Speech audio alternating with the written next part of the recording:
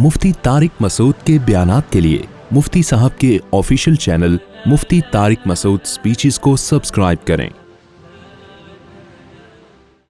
अल्हम्दुलिल्लाहि नहमदुहु व नुसल्ली अला रसूलिहिल करीम अम्मा बाद फ़अऊज़ु बिल्लाहि मिनश शैतानिर रजीम बिस्मिल्लाहिर रहमानिर रहीम।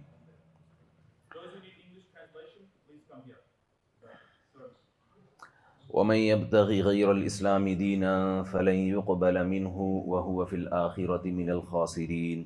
वक़ाल अल्लाहु तआला इन्नद-दीन इंदल्लाहिल इस्लाम। वक़ाल तआला फ़ला वरब्बिक ला युमिनून हत्ता युहक्किमूक फ़ीमा शजर बैनहुम थुम्मा ला यजिदू फ़ी अनफुसिहिम हरजम मिम्मा क़ज़ैत व युसल्लिमू तस्लीमा। जब से मैं पाकिस्तान से बाहर निकला हूँ, पहले जापान गया, फिर यहाँ ऑस्ट्रेलिया आया, तो चंद कमेंट्स कंटिन्यू मेरे बयानात पे आ रहे हैं। ज़्यादातर तो पॉजिटिव ही होते हैं, लेकिन कुछ नेगेटिव कमेंट्स भी होते हैं। जब कोई आपके बारे में कोई खूबी बयान करता है तो उसे आप गौर से सुने ना सुने, लेकिन जो आपका ऐब और आपकी खामी बयान कर रहा हो उसे इंसान को लाजमी सुनना चाहिए। तो बयान में जो अप्रिशिएट कर रहे हैं, माशाल्लाह बड़ा अच्छा बयान किया मुफ्ती साहब, बड़ा मज़ा आया, वो तो कर ही रहे होते हैं, उससे हौसला अफजाई मिलती है। लेकिन ख़ास तौर पर जो मनफी बातें हो रही होती हैं कमेंट्स में, मैं उनको बहुत ज़्यादा वैल्यू देता हूँ। अगर वाकई कोई इस्लाह की बात हो तो इस्लाह की कोशिश करनी चाहिए। बाज़ दफ़ा इस्लाह की बात नहीं होती, लोगों के दिल की एक आवाज़ होती है, जो बहुत सारे लोगों के दिल की आवाज़ होती है, मगर हर एक हिम्मत नहीं करता। चंद लोग वो दिल की बात कर देते हैं। जैसे शादियों की बात दिल की सबकी है, लेकिन करता हर एक नहीं है। ये तो मैंने एग्जाम्पल दे दी वैसे ही समझाने के लिए। ख़वातीन बैठी हैं, मैं ज़्यादा इस टॉपिक पे बात नहीं करूँगा, मिसाल से बात समझाने के लिए। दिल हर एक का करता है, काश यही बातें होती रही हर वक्त। मर्दों की बात कर रहा हूँ, लेकिन करते नहीं हैं। खुश हो रहे होते हैं, अंदर से लड्डू फूट रहे होते हैं दिल में। तो ऐसे ही कुछ इश्कालात हैं, कुछ एतराज़ात हैं जो लोगों के, जो मुस्लिम्स के दिल में भी होते हैं, लेकिन वो कर नहीं पाते। तो बयान में जो जापान में बयान हुआ, 11-12 मेरे तकरीबन 13-14 बयानात हुए वहाँ पे, तो कॉमन एक एतराज़ आता रहा कि यार थके हुए मुल्क से आए हो, पसमानदा मुल्कों से, अगर इस्लाम ऐसी ही कामयाबी है, इतना ही अच्छा मज़हब है, तो तुम लोग इतना पीछे क्यों? ये सवाल समझ में आ रहा है कि नहीं आ रहा है? तुम हमें समझाने आए, तुम जापानियों को अब तुम समझाओगे आके? यार है भाई, क्या करना है क्या नहीं करना, मौलाना लोग समझाएंगे। तो ये ऐसे ही गोया की मिसाल दी, जैसे अभी मैं क्या सियासतदानों के नाम लेना मुनासिब नहीं है, कि हमारे कोई करप्ट सियासतदान आए और जापानियों को ईमानदारी समझाना शुरू कर दे, तो अगला कहे भाई तुम्हारे ऊपर इतने इतने केस हैं और तुम हमें समझा रहे हो कि जिसको नाड़ा बांधने की तमीज़ ना हो वो जापानियों को डिसिप्लिन सिखा के जा रहा हो। और आसान तो क्या करें, अब अबे तबे के बगैर बात समझ में आती नहीं है ना। जब तक इंसान बहुत सादा मिसाल ना दे तो बात समझ में आती नहीं है। तो लोगों के जहन में एक इश्काल है कि यार तुम खुद देखो तुम्हारी हालत क्या है, तुम लोग कोई अमेरिका का ग़ुलाम बना हुआ है, कोई चाइना का ग़ुलाम बना हुआ है, तुम्हारी अपनी हालत तो ख़राब से ख़राब तर हो रही है, कोई चीज़ तुम ईजाद कर नहीं सकते। तुम दुनिया को आके समझा, तुम्हारे मुल्कों से लोग आके दुनिया को समझा रहे हैं कि क्या सही है और क्या गलत है। तबलीग वाले पूरी दुनिया में फैल गए ना, निज़ामुद्दीन से और रावण से निकल के पूरी दुनिया में फैल गए।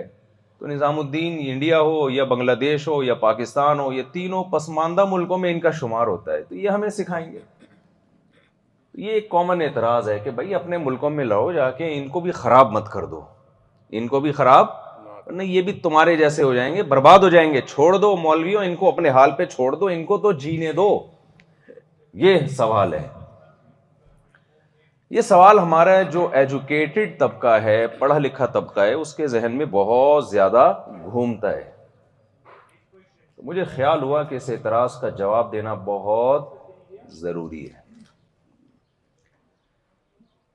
دیکھو یہ نیا اعتراض نہیں ہے، یہ بہت پرانا اعتراض ہے. تمام پیغمبروں کو پسماندہ ہونے کا، غریب ہونے کا، ناکام ہونے کا اور پڑھا لکھا نہ ہونے کا طعنہ دیا گیا ہے. قرآن مجید میں اللہ تعالیٰ کا ارشاد ہے، جب بھی کوئی پیغمبر آئے انہوں نے لوگوں کو اللہ کی طرف بلایا تو ان کی قوم نے اس دعوت پہ لبیک نہیں کیا، لبیک نہیں کہا. وجہ کیا تھی؟ فرحوا بما عندهم من العلم، ان کے پاس جو نالج تھی، جو دنیا کی نالج تھی، جو مادی ترقی کی نالج تھی، وہ اس نالج پہ اترا رہے تھے اور کہہ رہے تھے ہمیں مزید کسی نالج کی ضرورت نہیں ہے، اپنی نالج اپنے پاس رکھو، ہمیں بتانے کی ضرورت نہیں ہے. سیم یہی سچویشن آج کی ہے. علماء تو وہی بات کریں گے نا جو پیغمبروں کی بات ہے، ان کا ٹاپک ہی الگ ہے. تو پچھلی امتوں میں تکبر پیدا ہوا کہ ہمارے پاس نالج ہے، وہ نالج مادی نالج تھی، میڈیکل سائنس کی نالج تھی، وہ گھر بہترین طریقے سے بنانا جانتے تھے، اس کی نالج تھی. پچھلی قوموں میں کیا تھا کہ چٹانوں کو تراش کے بہترین محلات بنا لیا کرتے تھے. یہ کوئی آسان کام ہے کیا؟ آپ نے احرام مصر کے آج بھی عجائب دیکھے ہوں گے یا سنے ہوں گے یا یوٹیوب پہ کم از کم دیکھے ہوں گے. تو آپ کیا سمجھتے ہیں کہ یہ جو تعمیرات ہوئی ہیں 4000 سال پہلے، کیا یہ دیسی یا پینڈو قسم کے لوگوں کا کام ہو سکتا ہے؟ یہ تو ایسی قوم مصر جو تہذیب میں عروج پر پہنچی ہوئی تھی، اس میں جب موسیٰ علیہ السلام جائیں گے سمجھانے کے لیے، جنہوں نے 10 سال بکریاں چرائی ہیں، تو فرعون ان کی بات سنے گا؟ بھائی اگر سنے گا تو بتا دیں، نہیں تو آپ بولیں گے نہیں. تو میرے ساتھ رہیں گے نا تو مجھے تو ایسا لگا کہ سنے گا. تو میرے ساتھ رہیں گے نا تو مجھے اندازہ ہوگا کہ آپ میرے ساتھ بات چیت میں شریک ہیں. تو فرعون نے یہی تو طعنے دیے موسیٰ علیہ السلام کو، ام انا خیر من ھذا الذی ھوا مہین. لوگوں میں ترقی یافتہ آدمی ہوں، میرے پاس سب کچھ ہے. ھذہ الانہار تجری من تحتی، یہ نہریں میرے محلات میں بہتی ہیں، میرے پاس محلات ہیں، میرے پاس حکومت ہے. موسیٰ ام انا خیر من ھذا الذی ھوا مہین. یہ موسیٰ تو کمزور انسان ہے، غلام قوم میں پیدا ہوئے، یہ تو میرے محل میں پل بڑھ گئے. کون بہتر ہے؟ میں بہتر ہوں. تو یہ بہتر نہیں ہے، تو میری بات سنو، ان کی مت سنو. اچھا، موسٹ وانٹڈ بھی تھے موسیٰ علیہ السلام، جیسے آج کل مسلمان موسٹ وانٹڈ بھی بنے ہوئے ہیں. سارے دہشت گردی کے الزامات کس پر لگے ہوئے ہیں؟ مسلم کنٹری پہ.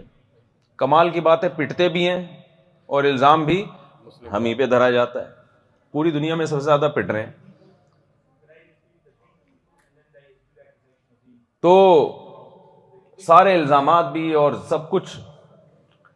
تو موسیٰ علیہ السلام پہ قتل کا کیس بھی تھا. قبطی کو آپ نے تھپڑ مارا تھا غلطی سے، یعنی لڑائی روکنے کے لیے مارا تھا، اور وہ بیچارہ مری گیا. پتہ نہیں بیچارہ کہنا چاہیے نہیں چاہیے، تو وہ تو اللہ ہی جانتا ہے بیچارہ تھا یا کیا تھا، لیکن وہ مر گیا. موسیٰ علیہ السلام کو غلطی کا احساس ہوا کہ مجھ سے ایک مسٹیک ہو گئی ہے، لیکن اس کے نتیجے میں کیس بن گیا آپ کے اوپر، تو موسٹ وانٹڈ بن گئے. فرعون نے لوگوں کو بھیجا کہ جہاں موسیٰ کو پاؤ گرفتار کر کے لے آؤ، ہم ان کو قتل کر دیں گے. ایسے میں مصر سے نکل کے دوسرے کنٹری گئے ہیں اور 10 سال بکریاں چرا کے واپس آ رہے ہیں. کیس الگ سے، غربت اور یہ ساری چیزیں. تو اور اللہ تعالیٰ موسیٰ علیہ السلام کو بھیج کس کے پاس رہے ہیں؟ فرعون کے پاس، جو ایک ترقی یافتہ بادشاہ تھا، اور مصر کی تہذیب تو مشہور ہے دنیا میں. تو جب میں یہ لوگوں کے کمنٹس پڑھتا ہوں نا کہ یہ ہمیں آ کے سکھائیں گے، تو مجھے یاد آ جاتا ہے کہ یہ پرانا قصہ ہے، یہ کوئی نیا قصہ نہیں ہے. تو آپ کو پتہ ہے اگر کنویں میں کوئی نجاست گر کے ختم ہو جائے، کوئی نجاست گر جائے، تو کنویں سے جب تک وہ نجاست نہیں نکالیں گے، آپ 100 ڈول پانی بھی نکال دیں، کنویں کا پانی پاک نہیں ہو سکتا. ایک دیہاتی گیا مولوی صاحب کے پاس کہ چوہا جو ہے گر کے مر گیا ہے، کتنے ڈول نکالنے ہیں؟ انہوں نے بتا دیا 20-30 ڈول، 20-30 ڈول نکال دیے. مولوی صاحب کے پاس آیا کہ مولوی صاحب میں نے 20-30 ڈول نکال دی ہیں، کنواں پاک ہو گیا ہے؟ انہوں نے کہا ہاں ہو گیا ہے. کہتا ہے چوہا تو ابھی بھی اندر ہی پڑا ہوا ہے، تو اب بتاؤ پاک ہو گیا؟ تو جب تک وہ گندگی نہیں نکلے گی اس وقت تک کنواں پاک نہیں ہو سکتا. تو جب تک آپ کے ذہن میں ترقی کا اوریجنل مفہوم اور کامیابی کا اوریجنل مفہوم کیا ہے وہ نہیں بیٹھے گا، نہ آپ کو پیغمبروں کی باتیں سمجھ میں آئیں گی، نہ آپ کو پیغمبروں کی دعوت پہنچانے والے علماء کی باتیں سمجھ میں آئیں گی. اور آپ کو ایسا ہی لگے گا کہ یار اگر کوئی ڈاکٹر کی اسپیچ ہوتی، ہمیں کڈنی کے بارے میں بتاتا سڈنی میں جا کے، یا ہمیں کوئی شوگر کے بارے میں اویئر کر رہا ہوتا، یا ہمیں کوئی اور چیز بتا رہا ہوتا ہماری صحت کے حوالے سے، یا کوئی ہمیں پیسہ کمانے کا طریقہ بتا رہا ہوتا، تو کوئی ضرورت تھی مولوی صاحب ہمیں آگے کیا بتائے گا بھائی، اس سے ہماری دنیا کا کیا فائدہ؟ یہاں تک بات سمجھ میں آ گئی؟ تو اس لیے میں آپ سے عرض کر رہا ہوں کہ بھائی مولوی صاحب کی کیا حیثیت ہے؟ اصل میں تو قرآن و سنت کی بات اس کی حیثیت ہے. آپ کو، مجھے بھی اور آپ کو سب سے زیادہ ضرورت پیغمبروں کی تعلیمات سننے اور اس پر عمل کرنے کی ہے. باقی تمام چیزیں دوسرے نمبر پر. فرعون کے پاس، قارون کے پاس کسی چیز کی کمی نہیں تھی، سب کچھ تھا. قرآن کیا کہتا ہے؟ تباہ و برباد کیوں ہوئے؟ میسنجر آف گاڈ موسیٰ کلیم اللہ کی بات کو انہوں نے سیریس نہیں لیا. یہ عجیب بات ہے یار، اللہ کی نظر میں سب سے سیریس ٹاپک کیا ہے؟ میرا پیغام. کیوں ہے یہ؟ میں اس کی ایک مثال دیتا ہوں. دیکھیے آپ کو یہاں بہت سے لڑکے ہوں گے جن کو ان کے والدین نے آسٹریلیا بھیجا ہوگا پڑھنے کے لیے، ہے نا؟ بہت سے ایسے لوگ ٹھیک ٹھاک پیسہ خرچ کیا ابا نے، یونیورسٹیوں میں فیس جمع کرائی کہ میرا بیٹا آسٹریلیا میں جا کے. میں تو حیران ہو رہا ہوں کراچی کے پڑھے ہوئے یہاں اتنی اچھی اچھی پوسٹوں پر ہے. کراچی کے پڑھے ہوئے، یہ لفظ ہی سن کے عجیب سا لگتا ہے مجھے تو. کراچی میں پڑھے ہوئے، حیرت کی بات.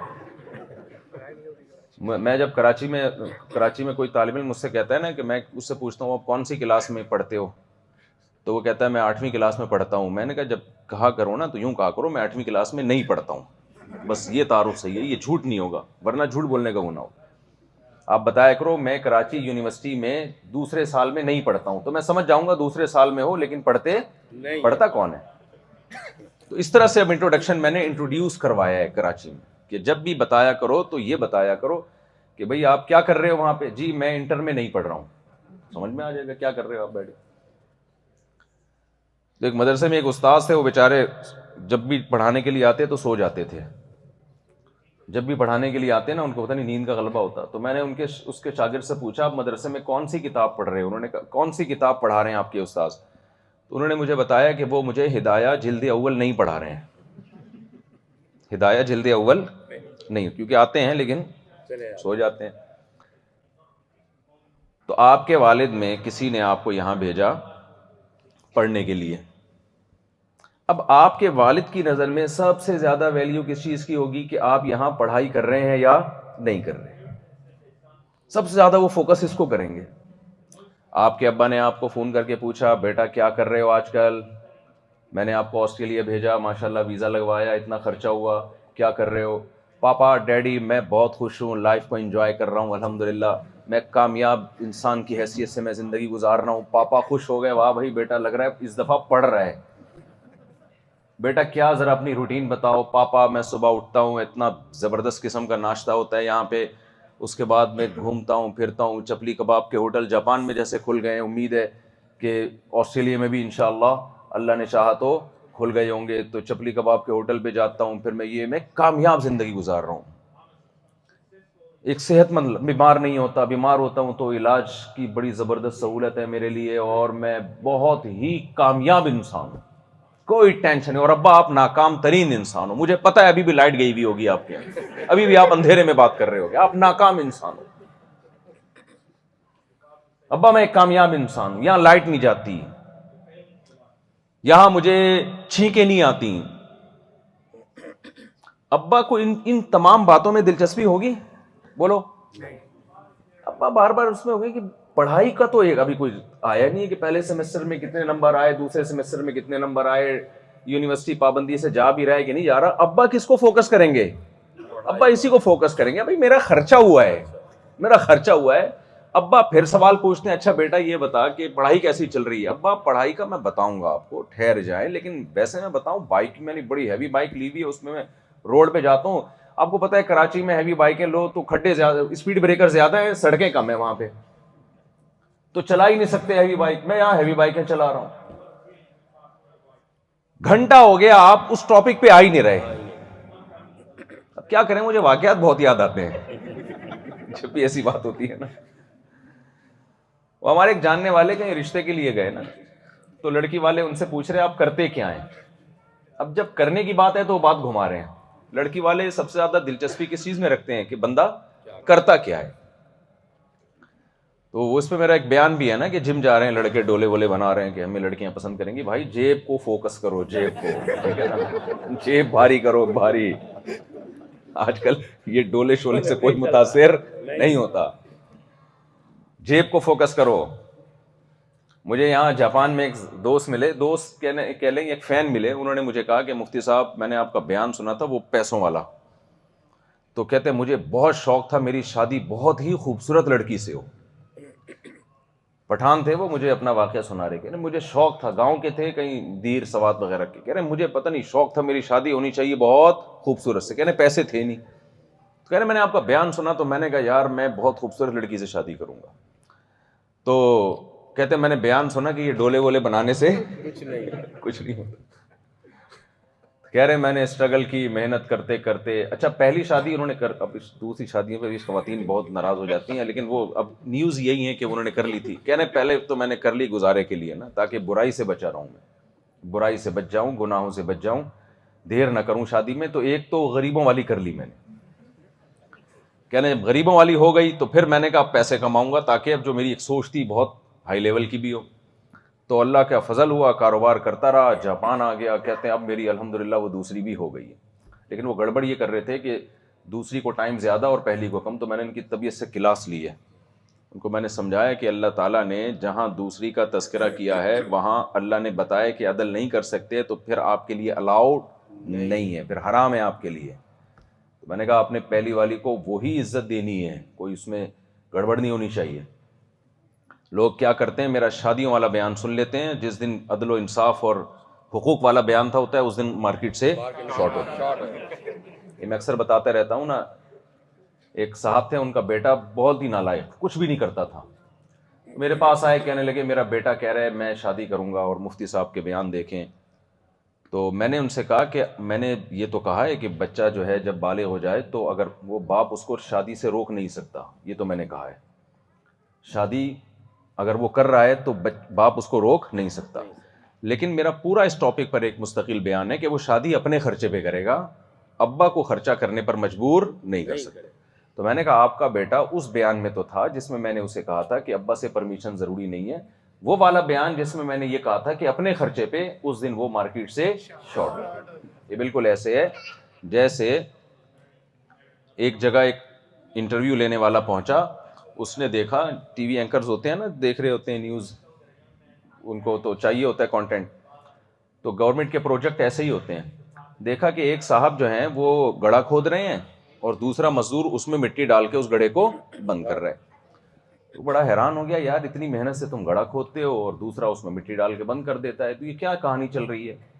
انہوں نے کہا دیکھیں 3 آدمیوں کو گورنمنٹ نے درخت لگانے کا پروجیکٹ دیا ہے. ایک کا کام ہے گڑھا کھودنا, دوسرے کا کام ہے اس میں درخت لگانا, تیسرے کا کام ہے مٹی ڈال کے بند کر دینا. تو دوسرا چھٹی پہ گیا ہوا ہے, تو ہم دونوں اپنا کام کمپلیٹ کر دیں. تو یہ ہوتا ہے جب کسی بات کو ادھورا لیا جائے اور کمپلیٹلی نہ لیا جائے. خیر میں اسی بات کی طرف آتا ہوں. اب کیا ہے جی, آپ ابا کو وہ بات تو بتا نہیں رہے جس کے لیے ابا نے آپ کو آسٹریلیا بھیجا ہے. تو آپ کے ایران توران سے اتنی لمبی تقریر سے ابا متاثر ہوں گے؟ نہیں, ابا نہیں متاثر ہوں گے. ابا کہ پھر غصہ آ جائے گا ابا کو, ابے تو تجھ سے جو میں پوچھ رہا ہوں کم وقت وہ تو بتا. ایڈمیشن لیا کہ نہیں لیا, پڑھائی میں کہاں تک پہنچا ہے. کبھی بتا رہے میں صبح حلوہ پوری کھا رہا ہوں, کبھی بتا رہے میں صبح جا کے لچھے دار پراٹھے کھا رہا ہوں. لچھے دار پراٹھے پر بھی ایک چٹکلا سنا دیتا ہوں تھوڑا سا. ہم جاپان میں گئے, ابھی کی بات ہے, ہم جاپان میں گئے ہیروشیما میں نا, ہیروشیما. مجھے وہاں سے ذرا دیکھنا تھا کہ یار وہ ان کی ہسٹری پڑھتا ہوں میں, کیسی کیا ہے ہیروشیما میں کیا ہوا تھا. تو وہاں اب ہمیں بھوک لگ رہی تھی, ہمیں دل چاہ رہا تھا پراٹھے کھانے کا. ایک ہوٹل میں گئے تو وہاں کوئی سری لنکا کے تھے ہوٹل کے, جو بھی مینیجر تھے یا جو بھی, تو ان کو ٹوٹی پھوٹی اردو آتی تھی. میں نے کہا پراٹھا ہے, انہوں نے پراٹھوں کی قسمیں بیان کرنا شروع کر دی. پراٹھا لچھے دار پراٹھا چاہیے, پیاز کا پراٹھا چاہیے, لہسن کا پراٹھا چاہیے, پتہ نہیں آلو کا پراٹھا. ہم نے کہا بھائی یہ تو پراٹھے کی فیکٹری جاپان میں لگی ہوئی ہے. تو بہت خوش ہوئے, ہم نے کہا لچھے دار لے آ بھائی. آدھا پونے گھنٹے کے بعد وہ آیا روٹی لے کے, اس پہ پتہ نہیں کون سا ڈالڈا آئل تھوڑا سا لگا ہوا تھا. ہم نے کہا بھائی تو قسمیں تو پراٹھے کی ایسے بیان کر رہا تھا کہ جیسے پتہ نہیں یہاں پراٹھے ایکسپورٹ ہو رہے ہیں یہاں سے. تو جب بھی لچھے دار پراٹھا آتا ہے نا دماغ میں, تو وہ یہ واقعہ ہمیں یاد آ جاتا ہے. پروگرام بڑھ گیا وہاں پہ پراٹھے کا. خیر, تو میں جلدی سے بات کو سمیٹ کے ختم کرتا ہوں. تو آپ کے والد صاحب کو دلچسپی کس بات سے ہوگی؟ بھائی تجھے جس کام کے لیے بھیجا تھا تو اس کام کو فوکس کر رہا ہے کہ نہیں کر رہا. تو خوب سمجھ لو, اللہ تعالیٰ نے آدم علیہ السلام سے لے کے قیامت تک جتنے انسان آئیں گے نا, ان کو ایک ہدف دے کے بھیجا ہے. ہم خود بخود دنیا میں نہیں آئے ہیں. یہ بہت غلط بات ہے کہ آٹومیٹیکلی ایک چیز ہم یہ دعویٰ کریں کہ آٹومیٹیکلی انسان بن کے وجود میں آ گیا ہے. یہ دعویٰ جب کیا جاتا ہے جب اللہ کو ڈکشنری سے نکال دو اپنی, پھر کوئی نہ کوئی لاجک پیش کرنی ہے کیسے بنے. تو بہت ساری نظریات ہیں, ان میں ایک یہ بھی لایا گیا کہ بھئی ایسے میں بھی ہو سکتا ہے بندر سے انسان بنے ہو. یہ کوئی ثابت شدہ حقیقت نہیں ہے.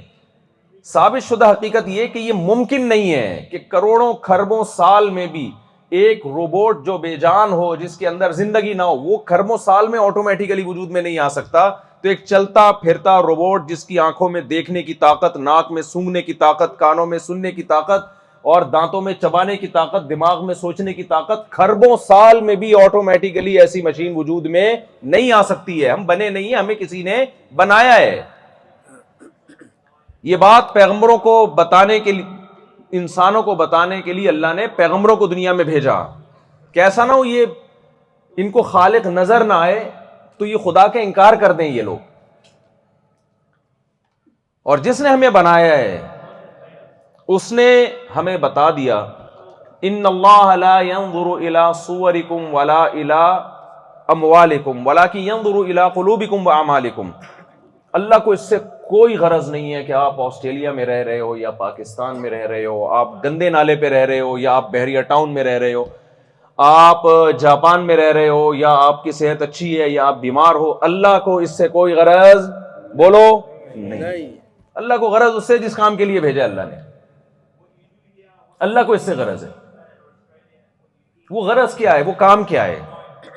الذی خلق الموت والحیات لیبلوکم ایکم احسن عملا. اللہ کہتے ہیں میں نے اس لیے بنایا, میں دیکھنا چاہتا ہوں تم میں سے اچھا عمل کون کرتا ہے اور برا عمل کون کرتا ہے.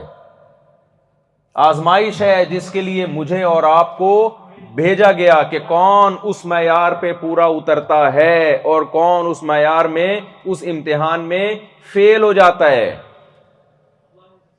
تو اگر آپ اپنے عمل کو فوکس کر رہے ہو, اور یہ عمل اچھا ہے کیا, یہ آپ کو سائنسدان نہیں بتائیں گے, یہ آپ کو یونیورسٹیوں کے پروفیسرز نہیں بتائیں گے, یہ جس نے ہمیں جس کام کے لیے بھیجا تو اسی نے میسنجر بھی بھیجے ہیں جو کہ میرا پیغام لے کے ان تک پہنچا دو.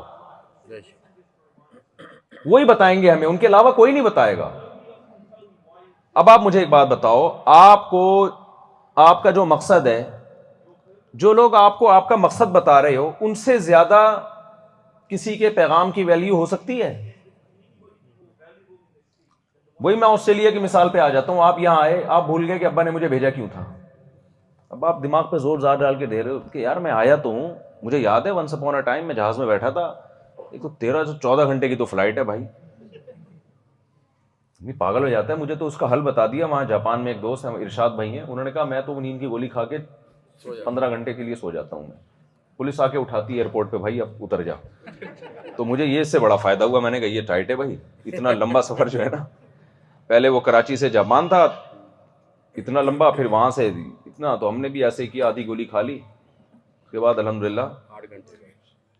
तो नमाज पढ़ के सो गए, बस अल्लाह का फजल है। तो ये बड़ा एक ज़बरदस्त हल आ गया, वरना तो आदमी पागल हो जाए। तो खैर, तो भाई जब किसी काम के लिए गए तो आपके लिए सबसे ज़्यादा वैल्यू उस शख्स की है जो आपको आपका मकसद बता रहा हो। अल्लाह ताला ने कुरान मजीद में कितनी जगह इरशाद फरमाया कि जितनी ये कायनात है और ये जितनी नेमतें हैं मैंने इंसान के लिए बनाई हैं। इंसान हो ही नहीं सकता कि वो लाइफ को एंजॉय करने के लिए पैदा हुआ हो, ये मुमकिन नहीं है, ये हदफ नहीं हो सकता। वसख्खर लकुम मा फिस समावाति व मा फिल अर्द, ऐसे ही जैसे आपके अब्बा के 6 बेटे थे, अब्बा ने एक पे बेतहाशा इन्वेस्टमेंट करके ऑस्ट्रेलिया भेज दिया। अब आप यहाँ के नाइट क्लबों में नाच रहे हो और अय्याशी कर रहे हो, शराब पी रहे हो, जो काम आपके जिम्मे लगा था आप उसको फोकस नहीं कर रहे, तो अब्बा आपको ताना देगा ना कि बेटा जितना खर्चा मेरा तुझ पे हुआ है, बाकी बच्चों को तो मैंने लिफ्ट नहीं कराई, वो तो ये काम कर नहीं रहे और तू क्या कर रहा है, तू अपने काम को फोकस कर नहीं रहा, तो हिसाब मांगेंगे नहीं मांगेंगे? अल्लाह ताला की इस कायनात में अरबों खरबों मखलूकात हैं, अरबों खरबों जानवरों की इतनी किस्में, आदमी किस्में देख देख के पागल हो जाए, सुन सुन के किस्मों की किस्में बनाई हुई हैं। हम बायोलॉजी में पढ़ते थे फाइलम नीमाटोडा, फाइलम आर्थ्रोपोडा, पता नहीं कितने किस्म के फाइलम थे कि वो उसको डिवाइड किया हुआ है ना, फिर उस डिवाइड के अंदर 20 किस्में, फिर उसके अंदर 20 किस्में, इतनी सारी किस्मों की मखलूक अल्लाह ने पैदा की। किसी मखलूक को अल्लाह ने वो प्रोटोकॉल, वो इज्जत नहीं दी है जो अल्लाह ने इंसान को दी है। वलक़द कर्रमना बनी आदम व हमलनाहुम फिल बर्रि वल बहर व रज़क़नाहुम मिनत तय्यिबात व फ़द्दलनाहुम अला कसीरिम मिम्मन खलक़ना तफ़दीला। अल्लाह कहते हैं हमने बनी आदम को बहुत ज्यादा प्रोटोकॉल दिया है, इंसान को ऐसी इज्जत दी है जो हमने किसी मखलूक को नहीं दी। हमने इसके सामने समंदर भी मुसख्खर कर दिया, हमने इसके सामने जमीन भी मुसख्खर कर दी। कायनात में जो कुछ है हमने इंसान की खिदमत पे लगा दिया। जा रहा है ना आसमानों में की सैर कर रहा है और वहां से तस्वीरें जो भेज रहा है और जमीन की तह में घुसने की कोशिश कर रहा है, कहीं इंसान को कायनात की तस्खीर में रुकावट नहीं बनती, कहीं भी रुकावट नहीं है, फैलता चला जा रहा है, चीजों को मुसख्खर करता चला जा रहा है। जब इन जानवरों की आप जिंदगी को देखो और इंसान की जिंदगी को देखो, कोई औकात नहीं है जानवरों की इंसान के सामने। शेर किस कदर मजबूत जानवर है, जंगल का बादशाह है, इंसान सिर्फ एंटरटेनमेंट के लिए पिंजरे में बंद करके उस पर टिकट लगा देता है। ये इंसल्ट है या नहीं है शेर की? आप बताओ, किसी मुल्क के बादशाह को गिरफ्तार करके लाओ, टिकट लगा दो कि 5 रुपए में जो साहब देखना चाहें। किस कदर इंसल्ट है या नहीं है? जब हमारा दिल चाहता है हम जानवरों को काट के खा जाते हैं, ज़बह करके खा जाते हैं जानवरों को। इतनी खिदमत इंसान की जानवर कर रहे हैं, उन्हें अल्लाह ने किसी काम के लिए नहीं भेजा, उन्हें भेजा है हमारी खिदमत के लिए। तो मुझे और आपको अल्लाह ने ऐसे ही पैदा कर दिया कि जाओ खाओ पियो मौज मस्ती करो, पैसा कमाओ और खा पी के मौज मस्ती करके दुनिया से चले जाओ, कोई पूछने वाला नहीं है। तो ये अल्लाह पे इल्जाम होगा कि नहीं होगा? दुनिया में जो एथियस्ट लोग हैं ना, मुल्हिद, अक्सर एक एतराज करते हैं इस्लाम पे कि मुसलमान बकरीद में लाखों जानवर काट देते हैं। ये एतराज अक्सर आपने सुना होगा। एक मुल्हिद ने एतराज किया कि तुम लोग इतने जानवर काट के, इतने जानवर पे जुल्म करके खा जाते हो, ये तो जुल्म है। मैंने उससे कहा मुझे ये बात बताओ, हम तो करते हैं किसी दलील की बेस पे, हम कुरान पे ईमान रखते हैं, अल्लाह ने कहा इन जानवरों को हमने एक बनाया किसके लिए? तुम्हारे लिए बनाया, तुम्हारी मर्जी काट के खाओ या उनको ऐसे ही छोड़ दो। लेकिन आप किस बेस पे मुर्गी काट के खाते हो? आप किस बेस पे बकरा खाते हो? अगर ये कायनात खुद ब खुद बनी है और कोई खालिक नहीं है, किसी ने बनाया नहीं है, किसी ने किसी को किसी के लिए मुसख्खर नहीं किया, तो भाई दुनिया में जितना जिंदा रहने का हक इंसानों को है उतना ही जानवरों को है। अगर आपका वो कमजोर होते हैं, हम ताकतवर होते हैं, तो इसी दलील की बेस पे तो दुनिया में जुल्म हुआ है कि हर ताकतवर ने कमजोर का खून पीने की कोशिश की है। आप अगर ये दलील दो कि भाई जानवर भी तो, ताकतवर जानवर कमजोरों को खा जाते हैं, तो हमने अगर खा गए तो हम क्या हुआ? बड़ी मछली छोटी मछली को खाती है, भाई उसके पास तो अकल नहीं है ना, आपके पास क्या है? अकल है, और उसके पास तो इसके अलावा खाने पीने का कोई ऑप्शन नहीं है। آپ تو ویجیٹیرین بھی بن سکتے ہو, آپ سبزی کھاؤ ساری زندگی, خربوزے کھاؤ, تربوز کھاؤ ساری زندگی. آپ کو کس نے کہا کہ جانور کاٹ کے کھاؤ؟ تو ہمارے پاس تو پھر بھی ایک دلیل ہے جس دلیل کے بیس پہ ہم جانوروں کا گوشت کھاتے ہیں, اور جانور ہمارے سامنے احتجاج نہیں کر سکتا. تو ساری کائنات میرے بھائی میرے اور آپ کے لیے اللہ نے مسخر کر دی, کافر کے لیے بھی مسلم کے لیے بھی. تو جب اللہ نے ان ساری چیزوں کو ہماری خدمت میں لگایا تو ہم ایک چیز بھول گئے. یہ ایسے ہی ہے جیسے ابا نے ٹھیک ٹھاک خرچہ دے کے آپ کو بھیجا, ایک غریب آدمی کے باپ نے قرضہ لیا لوگوں سے اور ٹھیک ٹھاک خرچہ دے کے اس کو میلبرن بھیجا, آسٹریلیا بھیجا, اور بچے نے جب یہاں کی چمک دھمک دیکھی تو وہ بھول گیا کہ یہ پیسے جو بٹوے میں ہیں یہ میرے نہیں ہیں, یہ میرے ابا نے ڈالر میرے پرس میں ڈالے تھے. ویزا کس نے لگوایا تھا؟ دیکھو کمپنیاں ویزے لگوا کے بلاتی ہیں نا پاکستانیوں کو, انڈین کو, بنگلہ دیشیوں کو کہ بھئی چلو ہماری کمپنی میں جاب کرے گا. ٹھیک ٹھاک خرچہ کر کے ویزا لگوا کے بلایا اور آپ دائیں بائیں نکل گئے تو کمپنی چھوڑے گی آپ کو؟ کمپنی کہے گی بھائی یہ تو اپنے خرچے پہ تھوڑی آیا ہے, میرا خرچہ ہوا ہے, اپنے خرچے پہ آتا تو پھر جہاں مرضی گھومتا, میرے خرچے پہ آیا ہے تو تجھے یہاں پہ دائیں بائیں جانے کی اجازت نہیں ہے. ہم اس دنیا میں اپنے خرچے پہ نہیں رہتے میرے بھائی. ما کان لکم ان تنبتوا شجرہا, اللہ کہتے ہیں یہ دنیا میں جتنے درخت ہیں جن کے پھل تم کھاتے ہو ان میں سے ایک درخت بھی تم نے ایجاد نہیں کیا. یہ جتنے جانور تم جن کا گوشت کھاتے ہو ان میں ایک جانور بھی تمہاری پروڈکٹ بولو نہیں ہے. ان لکم فی الانعام العبرہ, تم جو صبح و شام دودھ پیتے ہو, دودھ کی بنی ہوئی چیزیں کھاتے ہو, آئس کریم کھا رہے ہو, لسی پی رہے ہو, اور پتہ نہیں مکھن گھی کیا کیا دودھ سے بن رہا ہے, یہ دودھ تمہاری پروڈکٹ نہیں ہے. ان لکم فی الانعام العبرہ, یہ میری پروڈکٹ ہے, یہ جانور چوپائے میں نے بنائے ہیں. تم ان کو سوکھا چارہ کھلاتے ہو اور اس سے چکنا گاڑھا دودھ نکالتے ہو. یہ جاپان یا آسٹریلیا کے سائنسدانوں کی بنائی ہوئی مشینیں, جملہ مکمل کر دیا کریں, یہ جاپان اور آسٹریلیا کے بنائے ہوئے کے سائنسدانوں کی بنائی ہوئی مشینیں نہیں ہیں. میں تو یہ مثال اتنی مزے کی لگتی ہے نا مجھے, کیونکہ ہم تو وہاں گنے میں دیکھتے ہیں نا, گنے کی مشینوں میں گنا جا رہا ہوتا ہے, مکھیوں سمیت جا رہا ہو یا جیسے بھی ہو, بہرحال جا رہا گنا ہوتا ہے. تو جب ہم گنا ڈالتے ہیں یہاں سے مشین میں, ادھر سے نکلتا کیا ہے؟ گنے کا رس. کبھی آپ نے ایسی مشین دیکھی کہ ادھر سے گنا ڈال رہے ہیں ادھر سے پیٹرول نکل رہا ہو؟ کبھی دیکھی آپ نے؟ اللہ میاں نے ایسی مشین بنا دی, ادھر سے گھاس ڈالو ادھر سے کیا نکلے گا؟ دودھ نکلے گا. بھائی ہماری بنائی ہوئی مشین نہیں. ہم اپنی انسان جو ہے نا ترقی ترقی ترقی کی بیس پہ اپنی اوقات بھولنا شروع کر رہا ہے, اوقات بھول گیا ہے وہ. یا ایھا الناس انتم الفقراء الی اللہ, اے لوگو تم سب کے سب فقیر ہو اللہ کے. آج دنیا ترقی کی جس انتہا کو پہنچی ہوئی ہے, یہ ترقی خدا کی ان دی ہوئی نعمتوں کی وجہ سے ہے جو انسان کو اللہ نے دی ہیں. یہ انسان کی بنائی ہوئی چیزیں نہیں ہیں.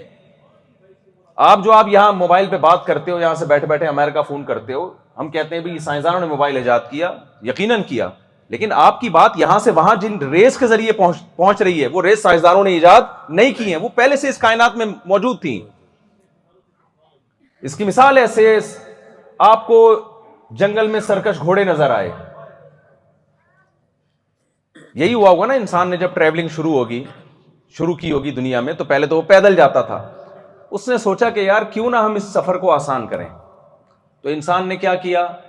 گدھے پہ غور کیا, گھوڑے پہ غور کیا, اونٹ پہ غور کیا, اور زیبرے پہ بھی غور کیا ہوگا. تو اندازہ ہو گیا بھائی یہ اونٹ, گدھا اور گھوڑا, یہ ان میں ایک ایسے جانور ہیں جن کو قابو میں لایا جا سکتا ہے, ان کو لگام دے کے اپنے ٹاسک میں ان کو استعمال کیا جا سکتا ہے. ایسا ہی ہوا تھا کہ نہیں ہوا تھا؟ ریسرچ ہوئی نا, تحقیق ہوئی. جب زیبرے کے قریب گئے تو اس نے ایسی لات ماری, اندازہ ہو گیا کہ بھائی اس کو قابو میں کرنا ممکن نہیں ہے.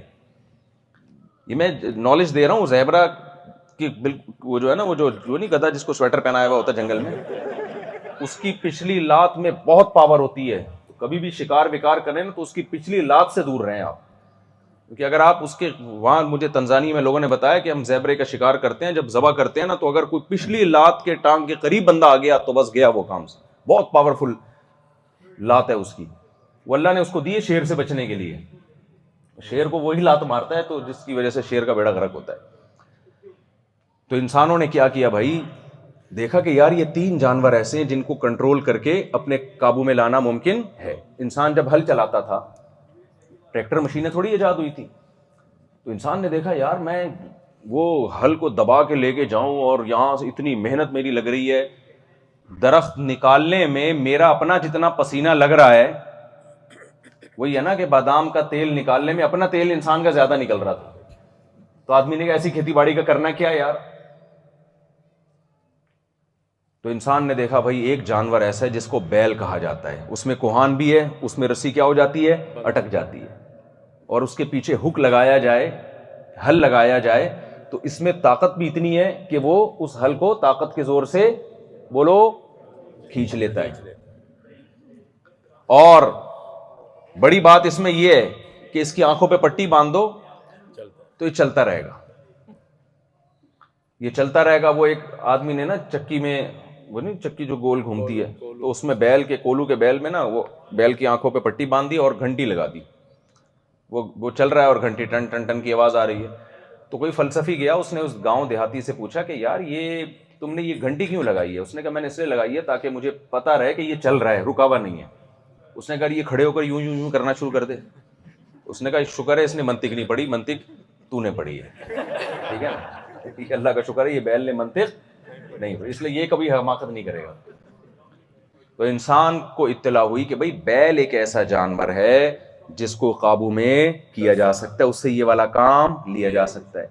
اب تھوڑے دنوں میں انسان اگر فنٹر ہو جائے اور کہے کہ یہ بیل میری ایجاد ہے، یہ گھوڑا میں نے ایجاد کیا، یہ گدھا میں نے ایجاد کیا. ہر جانور کی نا مختلف صلاحیت ہے. اونٹ تیز نہیں دوڑ سکتا لیکن بہت زیادہ لوڈ اٹھا کے بڑے بڑے ریگستانوں میں آپ کو ایک ملک سے دوسرے ملک تک پہنچا سکتا ہے بغیر کھائے اور بغیر پیے. گھوڑا اتنا لوڈ نہیں اٹھا سکتا، لیکن آپ نے اسپیڈ میں کہیں پہنچنا ہو، دوسری شادی کر کے بھاگنا ہو آپ نے، تو اس کے لیے آپ کیا استعمال کریں گے؟ گھوڑا استعمال کریں گے، گدھا نہیں، کیونکہ گدھے تو آپ خود کہلائیں گے. سمجھے؟ لوگ کہیں گے کام بھی گدھوں والا کیا اور استعمال بھی گدھا کر رہے ہو. تو اس کے لیے کیا استعمال کریں گے آپ؟ گھوڑا. ہر جانور کی الگ خاصیت ہے. اور اگر آپ نے یہاں سے وہاں ٹریولنگ کرنی ہے، کوئی جلدی بھی نہیں ہے، لوڈ بھی بہت زیادہ نہیں ہے، تو اس کے لیے سستے میں کیا پڑے گا؟ گدھا پڑے گا. تو جیسے جیسے انسان نے ترقی کی ہے نا، اللہ کی دی ہوئی نعمتوں میں اس کو یہ اندازہ ہونے لگا کون سی چیز کس کام میں استعمال ہو سکتی ہے. اب مجھے بتاؤ، ایک آدمی اونٹ پہ سواری کر رہا ہے اور کہ یہ اونٹ میری ایجاد ہے، لہذا میں پیغمبروں کی باتوں کو نہیں سنوں گا. اللہ جب کہے گا افلا ينظرون الى الابل كيف خلقت، 30ویں پارے میں ہے نا سورہ غاشیہ میں، کیا یہ لوگ دیکھتے نہیں ہیں اونٹ کو ہم نے ان کی خدمت کے لیے کیسے بنایا، کیسی بہترین خدمت کے لیے بنایا، کتنے لمبے لمبے سفر کرتا ہے، پانی اسٹور کر لیتا ہے، خوراک اسٹور کر لیتا ہے، اور لمبے لمبے سفر کرتا ہے اور تھکتا نہیں ہے. افلا ينظرون الى الابل كيف خلقت، کیا یہ لوگ دیکھتے نہیں ہیں کہ اونٹ کی طرف کہ کیسے اس کو انسان کی خدمت کے لیے بنایا گیا ہے. انسان کہ میں اللہ کی یہ باتوں کو، پیغمبروں کی یہ باتوں کو سننے کے لیے تیار نہیں ہوں، اس کا سائنس سے اور ٹیکنالوجی سے کوئی تعلق نہیں ہے. تو اللہ کو غصہ آئے گا کہ نہیں آئے گا؟ وہ کہے بھئی اس کا کوئی تعلق نہیں ہے. اللہ قرآن میں کہہ رہے اوحا ربک الی النحل ان اتخذی من الجبال بیوتا ومن الشجر ومما یعرشون، تیرے رب نے شہد کی مکھی، جو چھوٹی سی مکھی اس کا سر اس سے بھی زیادہ چھوٹا، اتنے سی کھوپڑی میں سافٹ ویئر انسٹال کر دی ہے، ان اتخذی من الجبال بیوتا، پورا گروپ اور خاندان کی شکل میں محنت کرتی ہے. وہ ایسے محنت کرتی ہے کہ پھلوں کا رس چوستی ہے اور پھر شہد کے چھتوں میں جا کے کڑوے رس سے میٹھا شہد تیار کرتی ہے. یخرج من بطونہا فاسلکی سبل ربک ذللا، لمبے لمبے راستے طے کرتی ہے چھتے سے دور نکل کے، نہ بائی روڈ سفر کرتی ہے، سفر بائی ایئر کرتی ہے، لیکن وہ راستہ واپسی کا بھولتی نہیں ہے. یہ کتنی عجیب بات ہے. تو یہ جو مشین ایجاد کی ہے، یہ جاپان اور آسٹریلیا کے سائنسدانوں نے ایجاد نہیں کی ہے، یہ پہلے سے ایجاد شدہ ہے. ھذا خلق اللہ، اللہ کہتے ہیں یہ میری پروڈکٹ ہے. فارونی ماذا خلق الذین من دونی، بتاؤ میرے علاوہ کسی نے کوئی ایسی مشین بنائی ہے کیا؟ نہیں. لاؤ تو مارکیٹ میں ذرا دکھاؤ تو صحیح. کوئی ایسی مشین اب تک ایجاد نہیں ہوئی ہے. فَاسْلُكِي سُبُلَ رَبِّكِ ذُلُولًا, اور کیسے وہ بائی ایئر راستوں کو بالکل صحیح سمت میں طے کرتی ہے.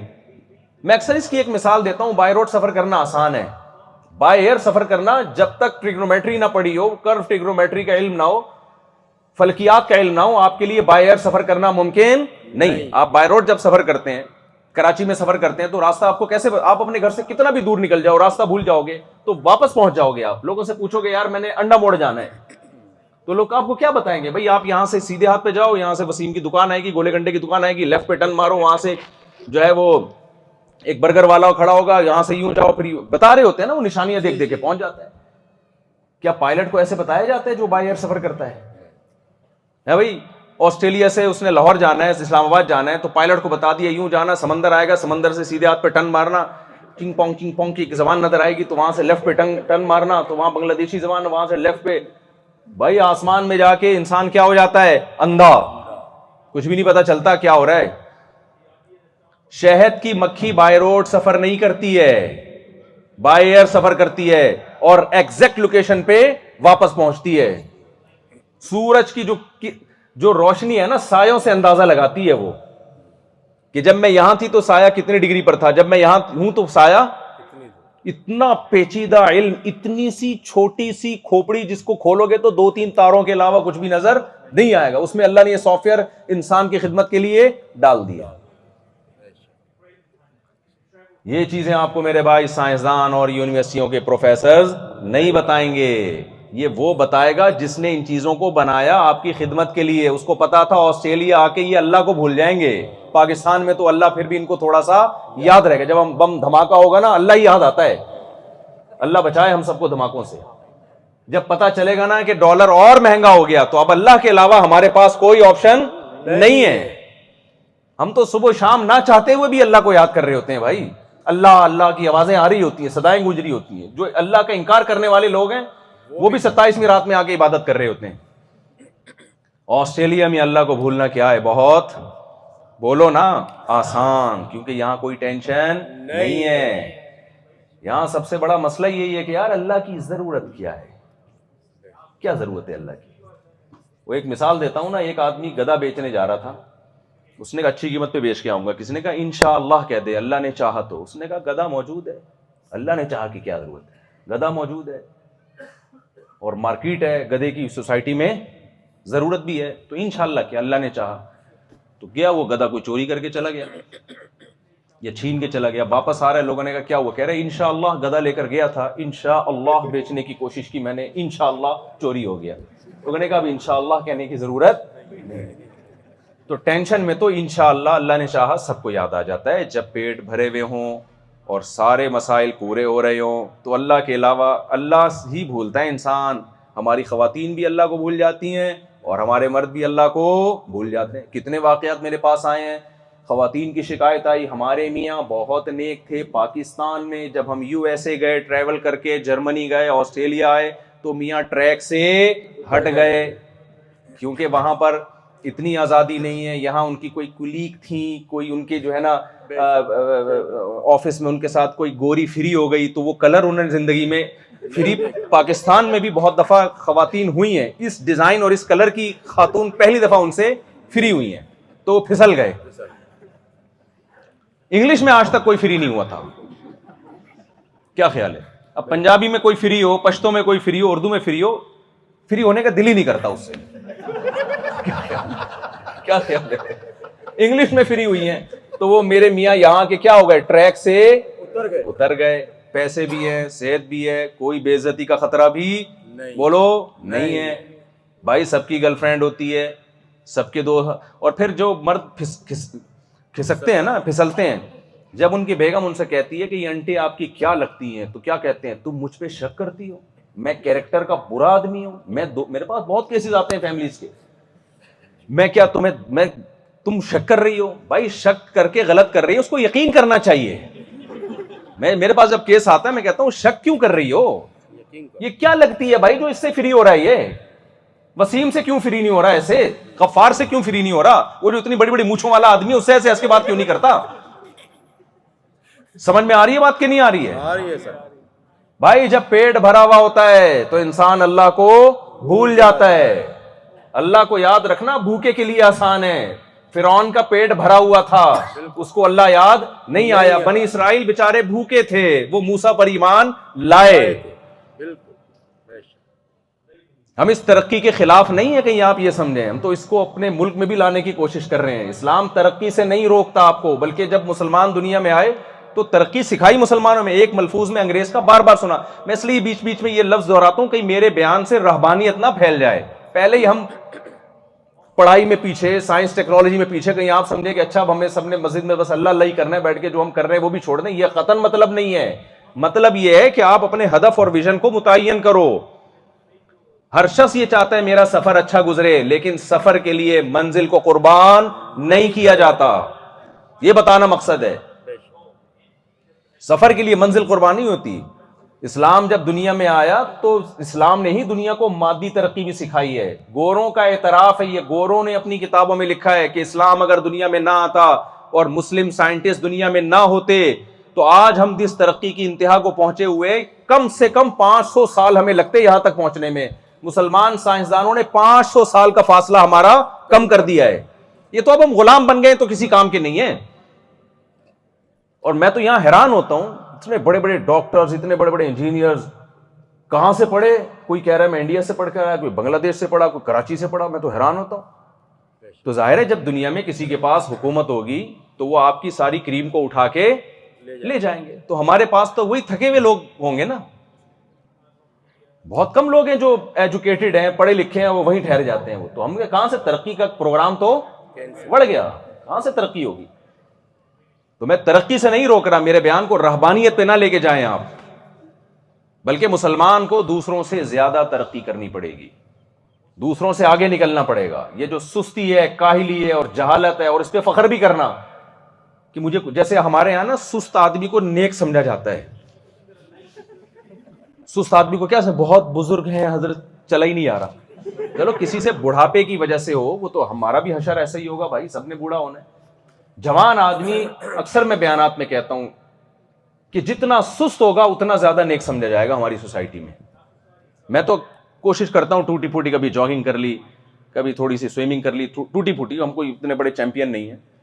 شروع میں بہت اعتراضات ہوتے تھے لوگوں کے, اب اللہ کا شکر ہے تھوڑا ایک ماحول بن گیا ہے. پہلے بہت اعتراضات ہوتے تھے.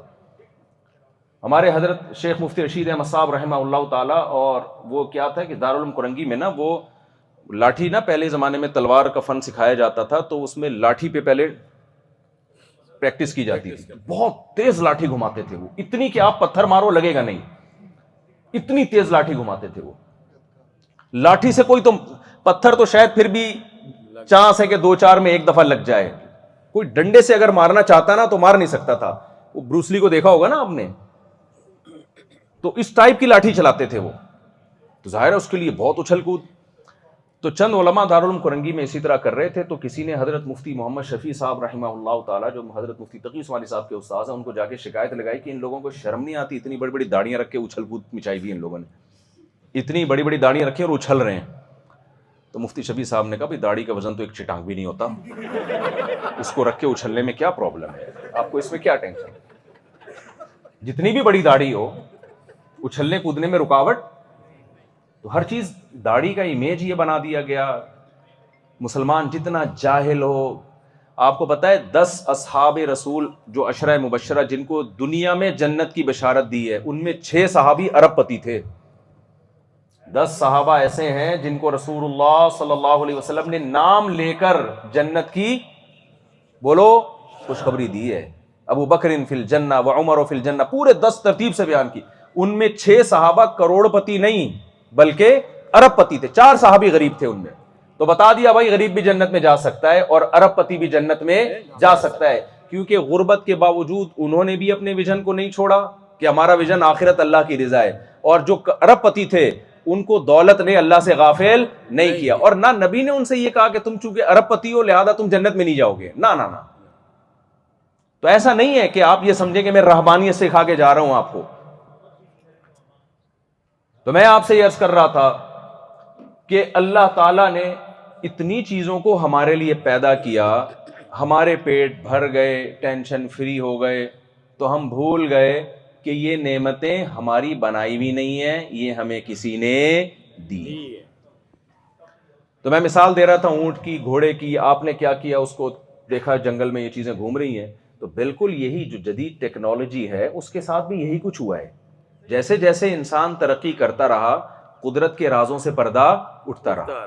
انسان نے دیکھا دنیا میں ایسی ریز موجود ہیں کہ ہم یہاں بات کریں تو ہمارے پیغام کو وہ ہزاروں میل سیکنڈوں کے اندر پہنچا سکتی ہیں. ایسی ریز موجود ہیں جب آپ مشین کے سامنے کھڑے ہوتے ہو, وہ ریز گزر کے اندر کتنی پتھریاں ہیں, کیا کچھ آپ کے اندر چل رہا ہے, 2 ہی گردے ہیں یا کسی سے ادھار تو نہیں لیا ہوا آپ نے, یہ ساری رپورٹ وہ چند سیکنڈ میں. کراچی میں گٹکے کے نتیجے میں الحمدللہ ایسے لڑکے وجود میں آ رہے ہیں کہ وہ جب ایکس رے کروانے جاتے ہیں, میں ان سے کہتا ہوں آپ کو ایکس رے کروانے کی ضرورت نہیں, آپ قمیض اتارو, رپورٹ سب کے سامنے. یہ الحمدللہ ٹیکنالوجی میں ہم نے کیا کر لی, گٹکا ایجاد کر کے ڈاکٹروں کی ٹینشن ہم نے ختم کر دی کہ آپ ایکس رے کروانے کی ضرورت ہی نہیں. وہ اتارتے ہیں نا تو انچر پنچر ان کا گٹکے کی اثرات ہیں, انچر پنچر ڈھیلا نظر آ رہا ہوتا ہے, یہیں سے چیک کر لو کیا ہے اندر. تو یہ ریز پہلے سے موجود تھیں, یہ انسان کی ایجاد نہیں ہے. انسان نے کیا کیا, موبائل کے ذریعے ان ریز کو قابو میں کیا. یار یہ گھوم رہی ہیں, کچھ ریز ایسی ہیں جو آپ جن کو لگام نہیں دے سکتے, جیسے کچھ جنگلی جانور ایسے ہیں جن کو آپ لگام نہیں دے سکتے. تو انسان نے کہا کہ بھئی جیسے خود کسی جانور کی پشت پہ سوار ہو کے مہینوں کا فاصلہ ہفتوں میں طے کیا جا سکتا ہے, ایسے ہی کچھ جانور ایسے گھوم رہے ہیں اس کائنات میں جن کی پشت پہ اپنی آواز کو سوار کر کے مہینوں کا فاصلہ سیکنڈوں میں طے کیا جا سکتا ہے. تو ان ریز کو انسان نے ایجاد نہیں کیا, بلکہ ان ریز پر انسان مطلع ہوا اور ان کو کنٹرول کرنے کا طریقہ انسان نے ایجاد کر لیا. تو اس لیے موبائل یقیناً سائنسدانوں کی ایجاد ہے, لیکن اصل میں یہ ایجاد ہے کس کی؟ ہم جو یہاں سے بات کرتے ہیں نا سیکنڈوں میں پہنچ جاتی ہے, خدا کے کمالات ہے. ھذا خلق اللہ, یہ اللہ کی بنائی ہوئی تخلیق ہے. تو جب ساری چیزیں اللہ نے پیدا کی ہیں تو بھائی اللہ کا حق سب سے پہلے. تو اگر آپ اللہ کو بھول گئے نا کہ اللہ کیا کہہ رہا ہے, اللہ کہہ رہا ہے یہ کرو وہ نہیں کرو, ابے بھائی چھوڑو یار, لا کو دیکھو. لا میں دیکھو کتنی تمیز سے یہاں ڈرائیونگ کر رہے ہوتے ہیں لوگ. میں تو حیران ہو گیا, جاپان تو اور زیادہ تمیز والا کنٹری ہے, اتنی تمیز سے سب چل رہے ہیں لائن میں لگے ہوئے. شروع میں تو آدمی کو ڈپریشن ہوتی ہے, تھوڑی سی ہوتی ہے کہ ہو کیا رہا ہے, بلکہ جو نیا نیا آئے نا اس کو تو اس بات سے ٹینشن ہوتی ہے کہ ٹینشن کیوں نہیں ہے, ٹینشن کیوں نہیں. تو بھائی یہ ساری چیزیں بنائی کس نے ہیں؟ اللہ نے بنائی. ایک ایک ہر چیز. وَآتَاكُم مِّن كُلِّ مَا سَأَلْتُمُوهُ, جس چیز کی بھی تمہیں ضرورت ہے اس نے اس دنیا میں پیدا کی ہوئی ہے تمہارے لیے. تو اس لیے میرے بھائی یہ جو ہمارا جاپان کا سفر ہے نا, یا ہمارا آسٹریلیا کا سفر ہے, اس کو آپ ہلکا, میری بات نہیں کر رہا, علماء کی بات, میری تو کوئی حیثیت نہیں ہے. جو بھی علماء آیا کریں یا کہیں سے بھی آئیں یا یہیں کے تیار ہوں, جب وہ آپ سے اللہ کی بات کریں تو آپ کی نظر میں اس کی ویلیو کم ہے, اللہ کی نظر میں اسی کی ویلیو سب سے زیادہ ہے. آپ اس کو ویلیو نہیں دے رہے, اللہ سب سے زیادہ ویلیو کس کو دے رہا ہے؟ انہی کو دے رہا ہے. اب دیکھو فرعون کے دور میں بھی بہت سارے انجینئرز لگے ہوئے ہوں گے مختلف بلڈنگیں بنانے کے لیے, بہت سارے سائنٹسٹ لگے ہوئے ہوں گے کچھ نہ کچھ کرنے کے لیے. اللہ کی نظر میں سب سے زیادہ جو اللہ نے فوکس کیا ہوا تھا موسیٰ علیہ السلام کو, جب اللہ نے بھیجا نا فرعون کے محل میں جا کے کہو کہ تو جو یہ کہتا ہے تو رب ہے, تو رب نہیں ہے, بلکہ رب وہ ہے احسن کل شیء خلقہ ثم ہدی, جس نے ہر چیز کو بہترین انداز سے پیدا کیا اور اس کو اس کے فطرت کے راستے پہ چلا دیا. تو پوری دنیا اس بات کو ویلیو نہیں دے رہی تھی. موسیٰ علیہ السلام جب فرعون کے محل میں پہنچے ہیں تو کیسی عجیب آپ کا موسیٰ علیہ السلام کا فرعون سے مکالمہ, کتنا عجیب مکالمہ ہے. موسیٰ علیہ السلام نے فرعون سے جب کہا نا کہ بھائی مجھے اللہ نے پیغمبر بنا کے بھیجا ہے اور یہ بنی اسرائیل پہ تو ظلم کر رہا ہے, اس کو چھوڑ دے, تو قال ما ربکم فمن ربکم یا موسیٰ, کیا آیت قال فمن ربکما یا موسیٰ, اے موسیٰ یہ بتاؤ کہ وہ رب ہے کون. تم اور ہارون جو دعویٰ کر رہے ہو نا کہ ایک رب ہے آسمانوں پہ جس نے ہمیں بھیجا ہے اور ہم نے اس کے احکام کو فالو کرنا ہے, اس نے ہمیں اپنی عبادت کے لیے پیدا کیا, وہ ہے کون؟ تو موسیٰ علیہ السلام نے کیا فرمایا, ربنا الذی اعطى كل شیء خلقہ ثم ہدی. کیا زبردست ایکسپلین کیا اللہ نے, موسیٰ علیہ السلام نے رب کو. موسیٰ علیہ السلام نے کسی سائنٹسٹ کا حوالہ بولو نہیں دیا. موسیٰ علیہ السلام نے کہا دیکھو اس کائنات میں سب سے دو چیزیں ہمیں بڑی عجیب نظر آتی ہیں جو کسی خالق کے بغیر ممکن نہیں ہے. ایک یہاں جو چیز پیدا ہوئی ہے بہترین انداز سے پیدا ہوئی ہے, جس کو جیسا ہونا چاہیے تھا ویسے ہی ہوئی ہے. اونٹ میں اگر یہ سافٹ ویئر نہ لگے ہوئے ہوتے نا ایک ایک ہفتے کے لیے خوراک کو اسٹور کرنا, تو اونٹ ریگستان کے لیے سوٹیبل جانور ہوتا نہیں. بولو بھائی نہیں. اونٹ اگر کانٹے دار درخت کھانے کی اس میں صلاحیت نہ ہوتی تو ریگستان میں زندہ رہ سکتا تھا وہ نہیں. پھر اس جانور کے پاؤں میں اگر فلیٹ نہ ہوتے اس کے, آپ جب آرمی میں سلیکشن کے لیے جائیں تو فلیٹ فٹ کی بیس پہ آپ کی سلیکشن ہوتی ہے, ریجیکشن ہوتی ہے. ریجیکشن اونٹ کی سلیکشن ہی فلیٹ فٹ کی ہونے کی بیس پر ہوئی ہے ریگستانوں میں, کیونکہ فلیٹ فٹ ہونے کی وجہ سے اس کے پاؤں ریت میں دھستے نہیں. ایک ایک چیز سر کے بال سے لے کے پاؤں کے کھر تک اس کی ریگستانوں میں سفر کے حساب سے ڈیزائن کی گئی ہے. موسیٰ علیہ السلام نے اللہ کے تعارف میں کہا ایک تو یہ تو نے نہیں کیا, یہ جس ذات نے کیا میں تجھے اس کی طرف دعوت دے رہا ہوں. دوسرا ثم ہدا, یہ تو اس سے بھی زیادہ عجیب دلیل دی اللہ کے برحق ہونے کی, کہ اس نے جس چیز کو پیدا کیا اسے اس کے فطرت کے راستے پہ چلا دیا. اب آپ دیکھو بکری کا بچہ پیدا ہوتے ہی دودھ کی طرف لیے تھنوں کی طرف لپکتا ہے. ارے بھائی اس کو ماں کے پیٹ میں کس نے بتایا تھا جب تو دنیا میں آئے گا تو تیری خوراک دودھ ہوگی اور دودھ تجھے یہاں تھنوں میں ملے گا؟ کون اندر اس کو پروفیسر سمجھا کے بھیج رہا تھا بھائی؟ نہیں آئی میرا خیال ہے بات سمجھ میں. کون تھا جو اس کو سمجھا رہا تھا؟ ہر چیز کو پیدا کر کے نا اس کو اس ٹریک پہ اللہ تعالیٰ چلا دیتے ہیں. یہ آٹومیٹیکلی ممکن نہیں ہے. تو فرعون نے کتنی بحث کی ہے. جب موسیٰ علیہ السلام فرعون کے محل میں یہ تقریر کر رہے تھے نا, فرعون چاہ رہا تھا کہ یہ تقریر ختم کر دیں, کیونکہ وہ سمجھ رہا تھا کہ اس کا ہماری سائنسی ترقی اور ٹیکنالوجی سے کوئی تعلق نہیں. بولو نہیں. موسیٰ بتا رہے تھے بھائی تو جس کام کے لیے آیا ہے نا میں اس کو فوکس کروا رہا ہوں. پھر فرعون نے کیسے موسیٰ علیہ السلام کا مذاق اڑایا, کہنے لگا کہ قال لمن حوله الا تستمعون, لوگوں تم سن نہیں رہے کس طرح کی باتیں کر رہے ہیں یہ. کیونکہ فرعون کی نظر میں سب سے فضول ترین باتیں کیا تھیں؟ اللہ کا تعارف, سب سے فضول بات. اس لیے فرعون نے کہا الا تستمعون, تم سنتے نہیں ہو, یہ کیا کس طرح کی باتیں کر رہے ہیں. موسیٰ علیہ السلام نے فرمایا ربکم ورب آبائکم الاولین, میں اس رب کی بات کر رہا ہوں جس نے تمہیں بھی پیدا کیا اور تمہارے باپ دادا کو بھی اسی نے پیدا کیا. موسیٰ علیہ السلام رب المشرق والمغرب وما بینہما. پھر فرعون پھر کہنے لگا کہ میں تجھ سے سوال پوچھ رہا ہوں رب کے بارے میں, تو بجائے رب کو ڈیفائن کرنے کے, رب کی ڈیفینیشن بیان کرنے کے, تو رب کے کمالات بیان کر رہا ہے. موسیٰ علیہ السلام کمالات اس لیے بیان کر رہے تھے کہ اللہ کی ذات کو ڈیفائن کرنا, اس کی ڈیفینیشن بیان کرنا یہ انسان کے بس میں نہیں ہے. فرعون موسیٰ علیہ السلام کو اس ڈیفینیشن میں الجھا کے چاہ رہا تھا کہ تاکہ لوگ الجھ جائیں. اس سے ہمیں یہ بھی پتہ چلتا ہے کہ جب آپ کسی باطل سے بحث کرتے ہیں تو اس کے ہر سوال کا جواب نہ دیا کریں, وہ آپ کو غلط سوالوں میں الجھانا شروع کر دیتا ہے. فرعون بڑا ہوشیار تھا, وہ بار بار موسیٰ علیہ السلام کو غلط بحث میں الجھا رہا تھا, اور موسیٰ علیہ السلام اللہ کی حمد و ثنا بیان کر رہے تھے بھائی تو چھوڑ اس کو, اللہ کیسا ہے ہمیں نہیں پتا وہ کیسا ہے, لیکن ہے ضرور وہ, اس لیے کہ یہ ساری چیزیں آٹومیٹیکلی خود بخود پیدا نہیں ہو سکتی ہیں. کتنا ہوشیار تھا دیکھیں فرعون نے. آخر میں پتہ ہے کیا کیا, جب دیکھا نا کہ موسیٰ علیہ السلام خاموش نہیں ہو رہے تو فرعون نے کیا کہا کہ فما بال القرون الاولی, اچھا یہ بتاؤ جو ہمارے باپ دادے وہ تو ایمان کے بغیر مر گئے, وہ تو اللہ کو نہیں مانتے تھے, ان کا کیا بنے گا؟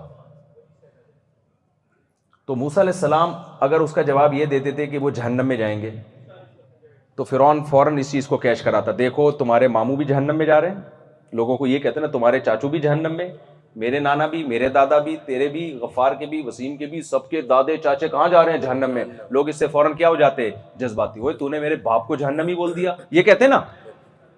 اور اگر موسیٰ علیہ السلام کہتے کہ وہ جہنم میں نہیں جائیں گے, جنت میں جائیں گے, تو فوراً فرعون کہتے جب وہ جنت میں جائیں گے تو میں بھی چلا جاؤں گا. کیا خیال ہے؟ وہ تو مومن نہیں تھے, وہ تو مسلم نہیں تھے. موسیٰ علیہ السلام کیا بات کی, قال فما بال القرون الاولی, اے موسیٰ جو ہم سے پہلے لوگ گزر چکے وہ تو توحید پرست نہیں تھے, وہ تو بہت سارے خدا پر ایمان نہیں رکھتے تھے, ان کا کیا ہوگا؟ موسیٰ علیہ السلام نے فرمایا علمها عند ربی فی کتاب، میرے رب کو پتہ ہے کیا ہوگا، ٹھیک ہے نا، ہمیں اس بحث میں پڑھنے کی ضرورت نہیں ہے. الذی جعل لکم الارض مہدا، میں اس کو پھر اپنی کنٹینیو تقریر دوبارہ شروع کر دی. میں تو تجھے اس خدا کی طرف دعوت دے رہا ہوں جس نے زمین کو تمہارے لیے بچھونا بنایا. انزل من السماء ماء، اس نے آسمان سے تمہارے لیے پانی برسایا. فاخرجنا به ازواجا من نبات شتى، اور ہم نے ہر طرح کے نباتات اس مٹی، پانی اور گوبر کے ملاپ سے تمہارے لیے پیدا کر دیے. یہ قرآن کی آیت نا بلاغت کی انتہا کو پہنچی ہوئی ہے. دیکھیں یہاں غائب کے صیغے استعمال ہو رہے ہیں، تھرڈ پرسن سنگولر.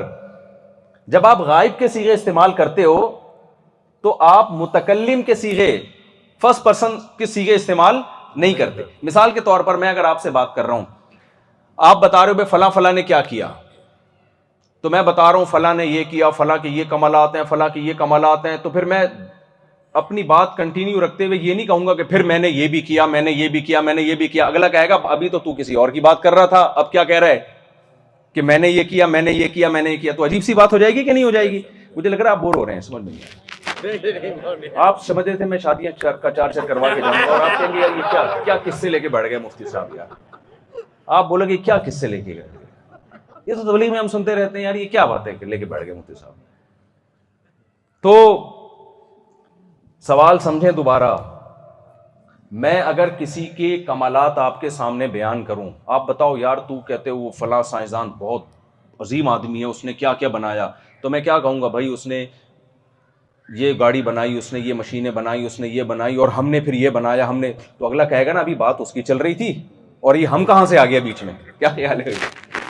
اللہ میاں نے سورہ طٰہٰ میں موسیٰ علیہ السلام کے کلام کا ذکر کیا کہ فرعون نے موسیٰ علیہ السلام سے پوچھا کہ اے موسیٰ، اگر اس خدا پہ ایمان لانا، اس کی عبادت کرنا، اس کے حکم کو فالو کرنا اتنا ہی ضروری ہے، تو جو پہلے اڑ گئے ہیں، جو لوگ دنیا سے چلے گئے ہیں، ان کا کیا ہوگا؟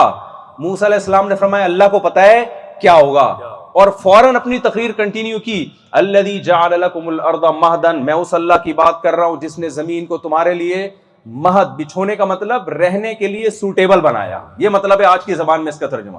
انسان کے لیے زمین سے زیادہ سوٹیبل کوئی جگہ رہائش کے لیے ہر لحاظ سے سوٹیبل بنا دیا. جیسے ماں بچے کے لیے بچھونا بناتی ہے، ایسے بچھونا بنا دیا تمہارے لیے. وانزل من السماء ماء، اور پھر اس بچھونے میں صرف بنا کے چھوڑ نہیں دیا، انسان کو زندہ رہنے کے لیے مختلف وقتوں میں چیزیں بھی پرووائڈ کرتا رہا. ان میں ایک پروڈکشن اللہ کی کیا ہے؟ آسمان سے پانی برسایا.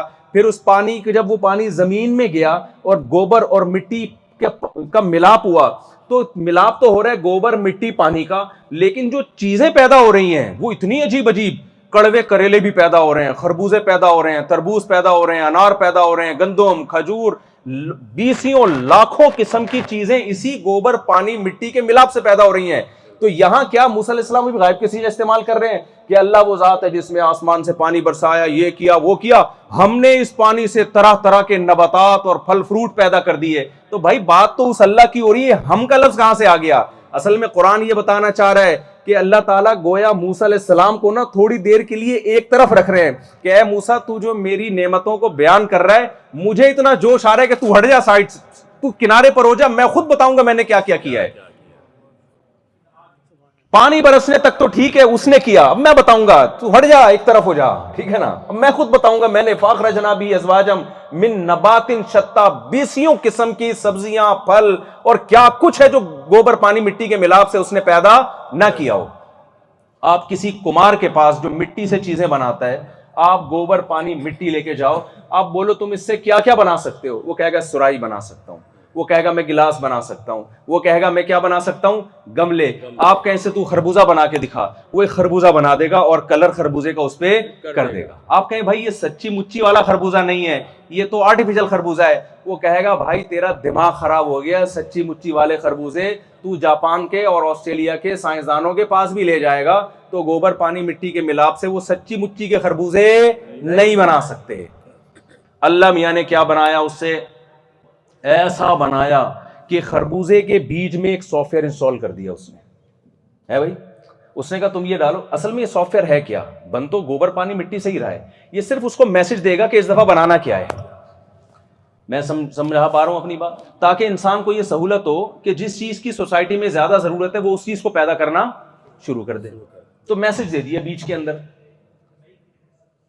کہ بھائی ہم زمین کو ایک میسج دیتے ہیں خربوزے کا بیج ڈال کے کہ یار اس دفعہ گوبر پانی مٹی کے ملاپ سے کیا بنانا ہے؟ بولتے کیوں نہیں؟ خربوزہ. خربوزے کھانے کا شوق ہوتا نا تو چیخ کے بولتے خربوزہ. تو مجھے خربوزہ پڑھنے میں مزہ بہت آتا ہے اس لیے میں خربوزے کی مثالیں دیتا ہوں, ورنہ خربوزہ کوئی اتنا مزے کا پھل ہے نہیں. تو آپ زمین کو میسج کیا دیتے ہیں کہ اس دفعہ کیا گوبر پانی مٹی کے ملاپ سے کیا کرنا ہے؟ خربوزہ پیدا کرنا ہے. وہ بیج آپ نے زمین میں ڈال دیا, کیا قدرت کے کمالات وجود میں آتے ہیں. تھوڑی دیر میں وہ زمین کے سینے کو پھاڑ کے ایک چھوٹی سی کوپل نکلتی ہے. یہ بالکل اس بیج سے ڈفرینٹ چیز ہے. یہ زمین میں آپ کچھ بھی ڈالیں زمین کھا کے ختم کر دیتی ہے, لیکن بیج میں سافٹ ویئر ڈال دیا اللہ نے. پھر کیا ہوتا ہے, وہ بیل بڑھنا شروع ہوتی ہے, اسے جہاں کہیں اوپر چڑھنے کی جگہ نظر آئے گی اس سے دھاگے نکلتے ہیں اور وہ اوپر چڑھنا شروع, تاکہ سن لائٹ اس کو بھرپور طریقے سے ملتی رہے. اس کے پاس ایسی کھوپڑی کہاں سے آئی کہ بھئی جو بھی رسی مجھے ملے, جیسے کوئی سیلاب سے بچنے کے لیے کوئی بھی رسی پھینک دے تو اوپر چڑھنا شروع ہو جاتا ہے نا, بیلیں ایسے ہی کرتی ہیں. تبھی تو قرآن کہتا ہے وَالنَّجْمُ وَالشَّجَرُ يَسْجُدَانِ, یہ جو بیلیں ہیں اور درخت یہ اللہ کو سجدہ کر رہے ہیں, یعنی اللہ کے حکم کو کیا کر رہے ہیں؟ فالو کر رہے ہیں. اللہ نے بیل کو کہہ دیا تو نے کوئی بھی دھاگا نظر آئے نا تو نے اس پہ چڑھنا, اوپر چڑھنا شروع کر دینا. وہ کیسے گھوم گھوم کے اوپر چڑھنا شروع ہو جاتی ہے. اس بیج میں یہ کھوپڑی کس نے دی اس بیج کو؟ پھر وہ بڑا ہوتا ہے, بڑا ہوتا ہے, بڑا ہوتا ہے. ایک وقت کے بعد جا کے اس میں پھول نکلنا شروع. وہ پھول اٹریکٹ کرتے ہیں کیڑے مکوڑوں کو, تتلیوں کو. تتلیوں کے فرشتوں کو بھی خبر نہیں ہوتی کہ یہ ہمیں کیوں اٹریکٹ کر رہے ہیں. وہ سمجھتی ہیں کہ ایک پھول ہے, ہم نے جا کے اس پہ بیٹھنا ہے. قدرت ان تتلیوں سے اور کیڑے مکوڑوں سے کام لے رہی ہوتی ہے, نر مادہ پھولوں کے ملاپ کا. میں سمجھا پا رہا ہوں اپنی بات؟ بالکل. لوگ کہتے ہیں جو گنگنائے نہ کریں آپ بیان میں. کیا کروں میں بول بول کے تھک جاتا ہوں نا, تو مجھے ذرا اس طرح اسٹائل میں بات کرنی پڑتی ہے. تو اب کیا ہوتا ہے کہ بھئی وہ نر مادہ پھولوں کا ملاپ ہو جاتا ہے, تتلیوں کو خبر نہیں, وہ اس کام کے لیے تھوڑی, وہ تو اپنی لائف کو انجوائے کر رہی ہیں. ان کا پھول نظر آیا, انہوں نے کہا چلو اتنے دنوں بعد کچھ اچھی سی چیز نظر آئی تو اس پہ جا کے بیٹھ گئے. ان کے پاؤں سے وہ جی اچھا 3 منٹ باقی, تو میں جلدی سے بات کو کمپلیٹ کرتا ہوں. تو وہ کیا کرتی ہیں, وہ جا کے اس پہ بیٹھ کے ایک کچا سا پھل نکلنا شروع. پھر وہ پھل بڑھتا ہے, بڑھتا ہے, بڑھتا ہے, دوبارہ خربوزہ. کمال کی بات ہے, آپ کھولتے ہیں تو وہی بیج جو آپ نے اس میں ڈالا تھا, یہ سائیکل کمپلیٹ ہو کے ایسے سینکڑوں بیج اس کے اندر پیدا ہو چکے ہوتے ہیں, اور ہر بیج میں وہی صلاحیت ہے. اللہ اپنے یہ کمالات بیان کر کے کہتا ہے, یہ موسیٰ فرعون کے سامنے اللہ کے کمالات بیان کر رہے ہیں, مگر فرعون کی سمجھ میں بات نہیں آئی. اس نے کہا اس کا ٹیکنالوجی سے اور سائنسی ترقی سے کوئی تعلق نہیں. اصل کامیاب وہ ہے جو ترقی کرے, جو چاند پہ پہنچے. اصل کامیاب وہ ہے جس کے ہیلتھ کے ایشوز نہ ہوں اس کے ساتھ. تو اس لیے ہمیں دنیا کی ناکام ترین قوم سمجھا جاتا ہے. یہ اس سلسلے میں آیا تھا سمجھانے کے لیے. جو پورا میں نے بیان کیا نا وہ یہ سمجھانے کے لیے, بھائی آپ کو جس کام کے لیے دنیا میں بھیجا ہے نا, اگر آپ نے اس کو فوکس نہیں کیا تو آپ جن کو کامیاب سمجھ رہے ہو وہ بھی ناکام, اور آپ خود بھی کیا ہو, ناکام. تو اللہ نے جب یہ ساری نعمتیں دی ہیں تو اللہ کو سب سے زیادہ اللہ نے ویلیو اس کی ہے مجھے کتنا مانتے ہو. عورتوں سے بھی سوال اور مردوں سے بھی سوال. اب بات کو میں کمپلیٹ کرتا ہوں. تو اس لیے اللہ نے ایک قانون آسمان سے نازل کیا ہے جس کو اسلام کہا جاتا ہے. جس کو کیا کہا جاتا ہے؟ اسلام. تو اللہ آپ سے اس اسلام کے بارے میں پوچھے گا کہ ہر کنٹری کے کچھ لاز ہوتے ہیں, کچھ ضابطے ہوتے ہیں, تو میں اس کائنات کا بادشاہ ہوں, انسان کو کن اصولوں پہ زندگی گزارنی ہے, میرے بھی کچھ لاز ہیں, کچھ قوانین ہیں جن کو تم نے فالو کرنا ہے. اگر آپ نے ان لاز کو, ان قوانین کو فالو کیا, اللہ کو پر ایمان لے کر آئے, اللہ کی توحید پر, اللہ کی کتابوں پر, اللہ کے پیغمبروں پر, عقیدہ شرک سے آپ بچتے رہے, پیغمبروں پر ایمان, ختم نبوت پر ایمان, جو چیزیں اللہ نے بہت 2 اور 2 4 کی طرح ایکسپلین کر دی ہیں, اور پھر اپنی پریکٹیکل لائف میں بھی آپ اسلام کو لے کر آئے. عورت نے وہ حقوق کا مطالبہ نہ کیا جو اسلام نے اس کو نہیں دیے, ان حقوق کا مطالبہ کیا جو اسلام نے اس کو دیے ہیں. آج ہماری خواتین جو لبرل ہوتی جا رہی ہیں, شوہروں سے وہ حقوق مانگ رہی ہوتی ہیں جو اسلام نے عورت کو نہیں دیے. پھر مرد عورت پہ وہ حقوق, وہ ذمہ داریاں ڈال رہا ہوتا ہے جو اسلام نے عورت پر وہ ذمہ داریاں بولو نہیں ڈالی ہیں. تو حقوق کی ایک جنگ ہو رہی ہے. ہر شخص چاہتا ہے کہ میں اپنے حقوق لا ایک الگ چیز ہے, لیکن اللہ کے قوانین, اللہ کے لاز ایک بالکل الگ چیز ہے. میں ایک چھوٹی سی مثال دیکھ سے بات ختم کرتا ہوں. یو ایس اے سے خاتون کا فون آیا کہ میرے شوہر مجھے ڈیورس دے رہے ہیں, مجھے ان کو آدھی پراپرٹی مجھے دینی پڑے گی, تو کیا شریعت میں میرے لیے یہ پراپرٹی لینا جائز ہے؟ میں نے کہا بھائی اللہ کے قانون میں آپ کے لیے پراپرٹی لینا جائز نہیں. بولو نا اب چپ, نہیں ہے. اللہ کا اپنا قانون ہے. تو انہوں نے کہا میں نہیں لوں گی, مجھے صرف اتنا چاہیے جتنا اللہ نے مجھے دیا ہے. تو مجھے حیرانگی ہو رہی تھی, اتنی نیک خاتون کو اس کا میاں طلاق دے رہا ہے, تو کتنا بے وقوف آدمی ہے نا, اتنی بڑی جائیداد چھوڑ رہی ہے وہ. ایسے ہی کچھ ذمہ داری اللہ نے کس پہ ڈال دی ہیں؟ آدمیوں پہ ڈال دی ہیں. آپ پہ کیا ذمہ داری اللہ نے ڈالی ہے؟ بہت ساری ذمہ داری ہے. وقت کیونکہ تھوڑا رہ گیا ہے تو میں اس کو ڈیٹیل میں ایکسپلین نہیں کر سکتا. آپ کو یہاں رہ کے ان ذمہ داریوں کو پورا کرنا پڑے گا. اللہ نے آپ کے لیے آپ کی بیگم بنا دی ہے, اس کے علاوہ کسی اور سے فری ہونے کی آپ کو اجازت نہیں ہے, چاہے آپ کو آپ کی بیگم اچھی لگے یا بری لگے نا. قرآن میں اللہ نے آسمان سے نازل کر دیا تاکہ لوگ یہ نہ سمجھے مولویوں کی بنائی ہوئی باتیں ہیں. کچھ باتیں اللہ کی ہوتی ہیں, کچھ اپنی بھی چل رہی ہوتی ہیں مارکیٹ میں آج کل. کیا خیال ہے؟ صحیح کہہ رہے ہیں. جیسے ایک مولوی صاحب تقریر کر رہے تھے کہ فلاں لوگ جہنم میں جائیں گے جو یہ نہیں کرتا, جو 3 آدمی جہنم میں جائیں گے, ایک جو سود کھاتا ہے, ایک جو نماز نہیں پڑھتا. پھر تیسرا کہنے لگتے, ایک بندہ کھڑا ہوتا ہے, مولوی صاحب ایک منٹ, مولوی صاحب غصہ آتا ہے, بات تو کمپلیٹ کرنے دے. پھر وہ مولوی صاحب کہتے ہیں بھائی 3 آدمی جہنم میں جائیں گے, ایک فلاں اور ایک, وہ کہتا ہے بھائی مولوی صاحب ایک منٹ. وہ پھر غصہ کرتے مولوی صاحب یار بات تو کمپلیٹ کرنے دے.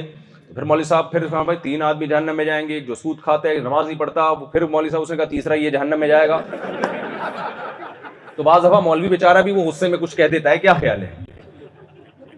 تو اسی کچھ احکام اللہ نے نا قرآن میں نازل کر دیے کہ تم یہ نہ سمجھو یہ مولانا صاحب اپنی طرف سے بیان کر رہے ہیں, کوئی اپنا غصہ نکال رہے ہیں کسی کے اوپر.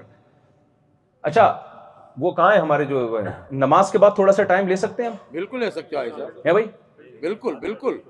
میں یہ بات کمپلیٹ کرتا ہوں, پھر آپ کو میں کوشچن اینڈ آنسر کا موقع دوں گا. وہ سلیم بھائی کدھر ہیں, ان کو پتا ہوگا نا. نماز کے بعد, تاکہ نماز لیٹ نہ ہو. میں 2 منٹ میں بات یہ کم تھا کہ بات کمپلیٹ ہو جائے نا, کسی ٹھکانے لگ جائے بات. تو میرے بھائی کچھ چیزیں ایسی ہیں جو اللہ نے مجھے اور آپ کو آرڈر کی ہیں, تو ان میں آپ کو یہاں رہ کر اپنی بیگم کے علاوہ کسی اور سے فری ہونے کی اجازت نہیں ہے. فری ہونا ہے تو غفار بھائی سے ہو جانا, ستار بھائی سے ہو جانا, عارف بھائی سے ہو جانا. سمجھتے ہو؟ آپ کو اجازت نہیں ہے. کیوں؟ میں نہیں کہہ رہا, یہ اللہ نے قرآن میں نازل کیا. الا علی ازواجہم, جو ایمان والے لوگ ہیں, جو اللہ پر ایمان رکھتے ہیں, ان کے لیے اللہ نے صرف ان کی بیوی کو پیدا کیا ہے. اس کے علاوہ ان کے پاس ادھر ادھر جانے کا کوئی آپشن, کوئی رائٹ نہیں ہے. بری نیت سے دیکھنے تک کی اجازت نہیں ہے. دیکھنا, بری نیت سے دیکھنے تک کی اجازت نہیں. تو وقت چونکہ کمپلیٹ ہو گیا, انشاءاللہ اس کو میں تھوڑا سا نا نماز کے بعد تھوڑا سا, کیونکہ دوبارہ پتہ نہیں کب آنا اور آپ لوگ پکڑائی میں آؤ گے نہیں, تو اس لیے میں چاہ رہا ہوں کہ تھوڑا سا بات کمپلیٹ کر دوں. اللہ تعالیٰ سمجھنے کی عمل کی توفیق عطا فرمائے. نماز سے پہلے جو بات چل رہی تھی میں بس بہت ہی مختصر اس کو سمیٹتا ہوں, پھر آپ کو انشاءاللہ میں سوال جواب کا موقع دوں گا. خلاصہ بیان کا یہ تھا بھائی اللہ تعالیٰ نے ہمیں اتنی ساری نعمتیں دی ہیں, تو اللہ کو اس سے دلچسپی نہیں ہے کہ آپ میلبرن میں رہتے ہیں, سڈنی میں رہتے ہیں, پاکستان میں رہتے ہیں, بنگلہ دیش میں رہتے ہیں, آپ ایک اچھے ڈاکٹر ہیں, اچھے انجینئر ہیں. اللہ کو اس سے کوئی دلچسپی نہیں. اللہ کو اس سے دلچسپی ہے کہ تم نے مجھے یاد رکھا ہوا ہے اور میرے احکام کو فالو کر رہے ہو یا نہیں کر رہے. آپ کہہ سکتے ہیں کہ پھر ہم چھوڑ دیتے ہیں سارے کام جو ہم جس سلسلے میں ہم آئے ہیں. چھوڑنے کی ضرورت نہیں ہے. یہ اسلام کا حسن اور اسلام کی خوبی ہے. اسلام آپ سے دنیا چھڑاتا نہیں ہے, بلکہ آپ کو اسلام دنیا میں ترقی کا حکم دیتا ہے, لیکن نیت ٹھیک کرنے کے ساتھ. آپ اگر ڈاکٹر بن رہے ہیں تو آپ کی ایک نیت پیسہ کمانا ہو سکتا ہے. آپ نیت ٹھیک کر لیں کہ میں پیسہ بھی کماؤں گا اور انسانوں کی خدمت بھی کروں گا. یہی ذریعہ ہے. رہبانیت سے نبی صلی اللہ علیہ وسلم نے منع کیا. لا رہبانیت فی الاسلام, فرمایا اسلام میں رہبانیت نہیں ہے. آپ کسی بھی طرح سے بزنس کر کے پیسہ کماتے ہو, آپ پیسہ کمانا چھوڑو نہیں. نبی صلی اللہ علیہ وسلم نے فرمایا ایماندار تاجر قیامت کے دن پیغمبروں کے ساتھ ہوگا. المؤمن القوی احب الی اللہ من المؤمن الضعیف, طاقتور مومن اللہ کو کمزور سے زیادہ محبوب ہے. تو اس میں جسمانی طاقت بھی ہے، اس میں سائنس اور ٹیکنالوجی کی طاقت بھی ہے، اس میں اکنامیکلی مضبوط ہونے کی طاقت بھی ہے۔ آج اگر ہمارا کنٹری پاکستان پاورفل ہوتا تو ہم لوگوں کی آنکھوں میں آنکھیں ڈال کے بات کر رہے ہوتے۔ اکثر مجھے ایک حدیث یاد آتی ہے، نبی صلی اللہ علیہ وسلم کے پاس ایک صحابی آئے کچھ مانگنے کے لیے، آپ نے ان کو حکم دیا کہ جاؤ کلہاڑی لے کے جنگل سے لکڑیاں کاٹو۔ تو انہوں نے کلہاڑی لے کے جنگل سے لکڑیاں کاٹ کے بیچنا شروع کیا، تو بہت سارا پیسہ کما لیا انہوں نے۔ تو ہمارے نبی کو ایک امتی کا بھیک مانگنا پسند نہیں تھا، آپ نے ان کو اس طرح سے پیسے کمانے کی ترغیب دی۔ تو آپ بتاؤ اس پیغمبر کو کسی قوم کا، کسی نیشن کا، کسی کنٹری کا جو اسلام کے نام پہ بنا تھا، اس قوم کا بھیک مانگنا کیسے پسند آئے گا کہ جو ہر تھوڑے دنوں کے بعد کشکول لے کے IMF سے قرضے مانگ لیا۔ تو ہم جس دلدل میں دھستے چلے جا رہے ہیں، وہ تعلیم میں بھی پیچھے، بزنس میں بھی ہم پیچھے، تو ہمیں ان دونوں چیزوں میں آگے نکلنا ہے۔ یہ ہمارے مذہب کا حکم ہے، لیکن اللہ کے قانون کو فالو کرتے ہوئے۔ آپ تجارت کر سکتے ہیں، شراب کا بزنس نہیں کر سکتے۔ آپ بزنس کر سکتے ہیں، آپ جھوٹ نہیں بول سکتے اس بزنس میں، آپ سودی لین دین نہیں کر سکتے، آپ جوا اور سٹے کا بزنس نہیں کر سکتے۔ آج کل بلاک چین کے نام سے بڑا بزنس ہو رہا ہے، سب اس میں لگے ہوئے ہیں۔ شریعت میں جائز نہیں ہے بزنس، اسلام نے آپ کو ضابطے دیے ہیں کہ یہ حلال ہے، یہ حرام ہے۔ کوئی چیز مارکیٹ میں بیچنی ہے، سیدھا قیمت لگاؤ۔ یہ کیا ہے کہ 5 آدمیوں نے خرید لیا تو ان کا پیسہ بھی ملے گا، وہ 5 آگے 5 کو پہنا دیں گے، وہ پہنائیں گے، وہ بیچیں گے تھوڑی نہیں۔ وہ اسی لالچ میں خریدے گا کہ میں آگے 5 کو پہنا، وہ پہنائے کہ پیسے۔ یہ تو غلط، غیر اخلاقی طریقے ہیں دولت کمانے کے۔ سیدھا سیدھا اپنی چیز بیچو بھائی، اتنے کی ہے، لینا ہے لو، نہیں تو پتلی گلی سے نکلو۔ یہ کیا بات ہے کہ تو آگے بیچے گا تو 2 آدمیوں کا کمیشن بھی مجھے ملے گا۔ تو ڈراپ شپنگ میں بھی بہت سے کچھ طریقے جائز ہیں، کچھ ناجائز طریقے ہیں۔ اچھا آج کل ہر آدمی مفتی بنا ہوا ہے، یوٹیوب پہ آ کے جو ہے نا، وہ کوئی اس کا لینا دینا نہیں فن افتاء سے۔ مفتی تو باقاعدہ ایک فن ہے بھائی، وہ ایک علم ہے جس کو پراپر وے میں حاصل کر کے انسان مسائل کا جواب دینے کا اہل بنتا ہے۔ یہ تھوڑی کہ ہر آدمی ہر طرح کے مسائل بتا رہے ہیں۔ تاجر نے بتایا کہ ڈراپ شپنگ ہے، جو مولوی لوگ کہتے ہیں قبضے سے پہلے چیز بیچنا جائز نہیں ہے، یہ مولویوں کی بنائی ہوئی باتیں ہیں، اور وہ اوٹ پٹانگ باتیں کرنا شروع کر دی اس نے۔ کہا کہ پہلے زمانے میں قبضہ کرنا اس لیے ضروری تھا کہ بھائی وہ دھوکے کا خطرہ تھا، اب دھوکے کا خطرہ نہیں ہے۔ بھائی قبضہ کا دھوکے کی وجہ سے نہیں ہے، قبضے کا خطرہ اس لیے کہ جس چیز کا آپ رسک نہیں لیتے نا، رسک آپ کے زمان میں نہیں آتی، آپ پروفٹ بھی نہیں لے سکتے۔ وسیم بھائی کے پاس موبائل رکھا ہوا ہے، آپ نے وسیم بھائی سے خریدا، اپنے قبضے میں لیے بغیر آگے بیچ دیا، تو قبضہ جب تک نہیں لوگے تو رسک ٹرانسفر نہیں ہوگا۔ اب اگر وہ ہلاک ہو جاتا ہے تو نقصان تو وسیم بھائی کا ہے، کیونکہ ان کے قبضے میں ہے۔ جب آپ کی جیب میں آئے گا، آپ چور چھین کے، ڈاکو چھین کے چلا گیا، تو کس کا نقصان ہے؟ آپ کا نقصان ہے۔ تو شریعت کہتی ہے چند سیکنڈ کے لیے رسک لو، مگر رسک لینا پڑے گا، اس کے بعد آپ اس پہ نفع کماؤ گے۔ تو یہ جو پیسے کی صحیح سرکولیشن کے لیے، تاکہ لوگ جو پیسہ جو ہے نا نیچرل طریقے سے سرکولیٹ کرے، اس کے لیے اسلام نے کچھ پابندیاں لگائی ہیں۔ تو غیر مسلموں کے اپنے اصول ہیں، اسلام کے اپنے اصول ہیں، تو آپ کو اسلام کے اصولوں کو فالو بولتے کیوں نہیں بھائی، کرنا پڑے گا۔ آپ کو وراثت شریعت کے مطابق تقسیم کرنی پڑے گی۔ تو ہر چیز میں اسلام نے ہمیں گائیڈنس دی ہے۔ اسلام کی خوبی ہے کہ اس نے ہمیں کسی بھی معاملے میں یتیم اور لاوارث نہیں چھوڑا۔ تو اب میں جلدی سے بات کو سمیٹتا ہوں۔ تو میں وہاں سے لے کے چلا تھا کہ انٹیوں کو جھانکنا تاکنا نہیں، اس پہ آپ کو غصہ آ گیا تھا اور آپ نے کہا تھا نماز کا ٹائم ہے، یہ نا اس کا بہت غصہ آیا۔ تو اللہ میاں نے یہ، کیونکہ بہت کامن ہو رہا ہے، زنا سوسائٹی میں بہت تیزی سے پھیل رہا ہے۔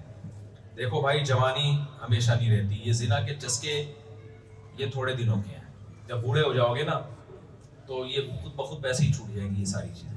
تو اس سے پہلے جوانی میں چھوڑ دو تو ثواب ملے گا۔ گھر والوں کو ٹائم دو۔ دیکھو یہاں آپ کو اپنے گھر والوں کو زیادہ ٹائم دینا پڑے گا، کیونکہ یہاں چاروں طرف ماحول کفر کا ماحول ہے۔ تو آپ کو یہاں اپنے، مجھے یہ جن کے یہاں میں ٹھہرا ہوں اتنے اچھا لگا، یہ کہتے ہیں میں جہاں بھی تفریح پہ جاتا ہوں اپنے گھر والوں کو، بچوں کو اور گھر والوں کو لے کے جاتا ہوں۔ ایسا زبردست انہوں نے نظام گھر میں بنایا ہوا ہے۔ تو ٹائم دینا پڑے گا۔ اگر آپ نے ٹائم نہیں دیا تو آپ کے گھر والے آپ کے ہو سکتا ہے دین سے دور نکل جائیں۔ یہاں خاتون کو اپنے بچوں کی تربیت کرنی پڑے گی، وہاں سے زیادہ کرنی پڑے گی۔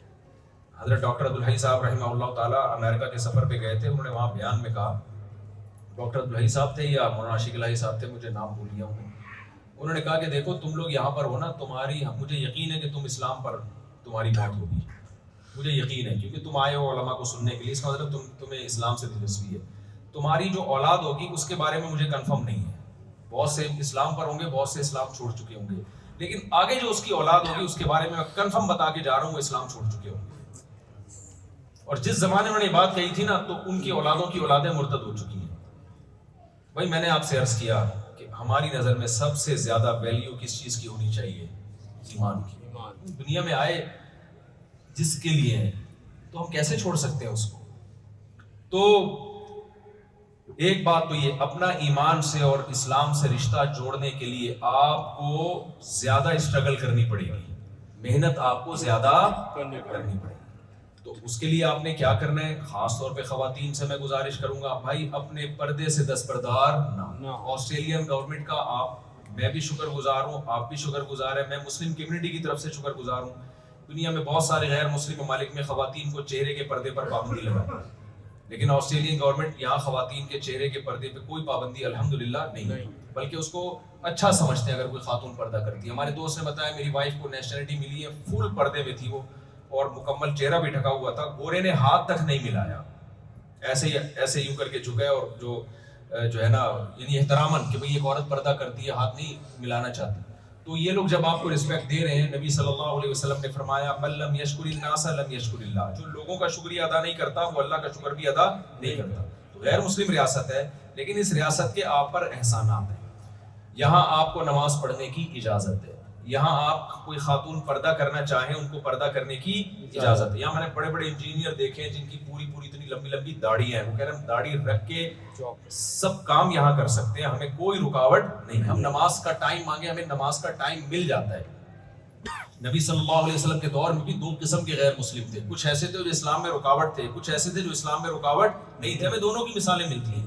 نجاشی عیسائی بادشاہ تھا, کرسچن ریاست تھی, عیسائیت ایک عیسائی ریاست تھی, غیر مسلم تھے, وہ ایمان نہیں لے کر آئے.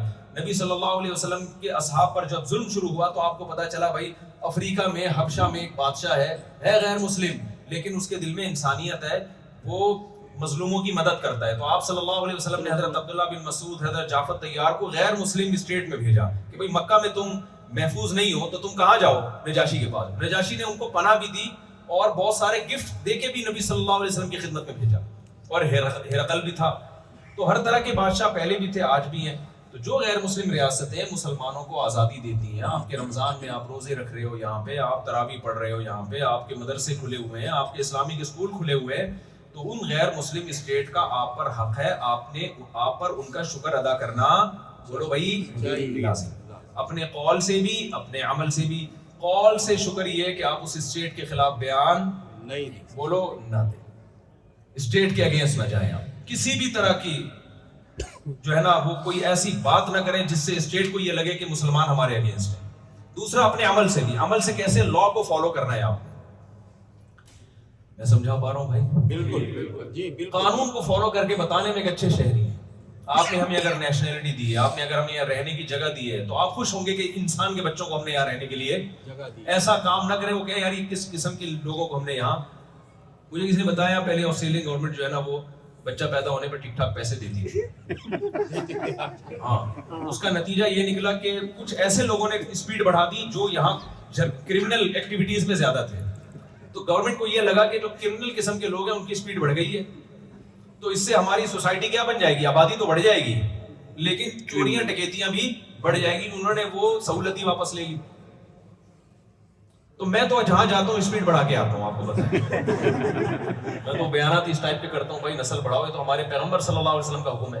تو آپ جب اچھے شہری بن کے رہیں گے, لا کو فالو کریں گے, ٹیکس آپ ٹائم پہ دیں گے, تو یہاں کی گورنمنٹ چاہے گی کہ مسلمانوں کی نسل بڑھے. ان کو اچھے شہری ہونے سے, ان کو کیا آپ کو نماز پڑھے نہ پڑھے, وہ کہہ رہے ہیں ہماری صحت پہ کیا اثر پڑتا ہے اس سے, آپ لا کو فالو کریں. تو یہ سہولت جب آپ کو یہاں ملی ہے, اگر آپ لا کو فالو نہیں کرتے تو آپ خوب سمجھ لیں اپنی بدنامی کا ذریعہ نہیں بنتے, آپ اسلام کو بدنام کریں گے. یہاں اسلام پر پابندیاں لگوائیں گے آپ. تو ٹیکس آپ نے ٹائم پہ دینا ہے. اللہ تعالیٰ نے اہل ایمان کی جو صفات بیان کی ہیں, اللہ فرماتے ہیں اذا اکتالوا علی الناس یستوفون واذا کالوهم او وزنوهم یخسرون. اہل ایمان جو بے ایمان لوگ ہیں نا, بے ایمان لوگ جو جہنمی لوگ ہیں, اللہ نے ان کی برائی بیان کی کہ جب اپنا حق لینے کی باری آتی ہے تو پورا حق لیتے ہیں, جب حق دینے کی باری آتی ہے تو اس میں ڈنڈی مارتے ہیں. آپ جو یہاں سہولتیں اٹھاتے ہیں وہ اسی بیس پہ کہ گورنمنٹ یہ سمجھتی ہے کہ یہ ٹیکس دیتا ہے لہذا یہ علاج کا بھی مستحق, فلاں فلاں جو ہے سہولتوں کا بھی مستحق, وہ تمام بینیفٹس اور تمام سہولتیں آپ لے لیتے ہیں لیکن جب گورنمنٹ جن چیزوں کے عوض میں سہولت دیتی ہے اس ٹیکس میں آپ کیا کرتے ہیں؟ ڈنڈی مارتے ہیں. تو یہ ناانصافی ہے کہ نہیں؟ بالکل. وہ ایک آدمی نے کسی سے پوچھا کہ یار یہ ابھی چھوڑو کوئی لطیفہ ہو جائے گا پھر وہ لمبی بات ہو جائے گی, ہو سکتا ہے کوئی ناراض نہ ہو جائے اس لطیفے سے نا. تو ناانصافی ہے کہ نہیں؟ یہ تو 100% ناانصافی ہے بھائی. تو معاہدوں کی پابندی کرنا, ایگریمنٹ کی پابندی کرنا, مالی لین دین میں, میں یہ واقعہ ہر بیان میں سنا رہا ہوں, ہر بیان میں. شاید پرانے لوگ بور ہو گئے ہوں یہ واقعہ سن کے, لیکن میں لازمی سناتا ہوں, ہونا ہے تو ہو جاؤ بھائی. نبی صلی اللہ علیہ وسلم نے صلح حدیبیہ میں مشرکین مکہ سے معاہدہ کیا, ایگریمنٹ ہوا کہ ادھر سے کوئی مسلمان اگر کافر ہو کے وہاں چلا جائے تو آپ واپس مت کرنا, ادھر سے کوئی مسلمان ہو کے آ جائے تو ہم واپس کر دیں گے. یہ ایگریمنٹ مسلمانوں کے اگینسٹ جا رہا تھا, لیکن ہو گیا ایگریمنٹ. اتنے میں حضرت ابو جندل رضی اللہ تعالیٰ عنہ مسلمان ہو کر آئے, ہاتھوں میں بیڑیاں پڑی ہوئی ہیں. مشرکین نے کہا آپ نے ایگریمنٹ کیا ہم سے, ابھی ایگریمنٹ پہ سائن نہیں ہوئے تھے, زبانی ایگریمنٹ ہوا تھا, ابھی سائن نہیں ہوئے تھے, لیکن زبان سے ہو چکا تھا ایگریمنٹ. اسلام میں زبان کی ویلیو ہے بھائی. لوگ طلاقیں دیتے ہیں نا, کہتے ہیں منہ سے بولا ہی تو ہے, بھائی منہ سے ہی بولا جاتا ہے.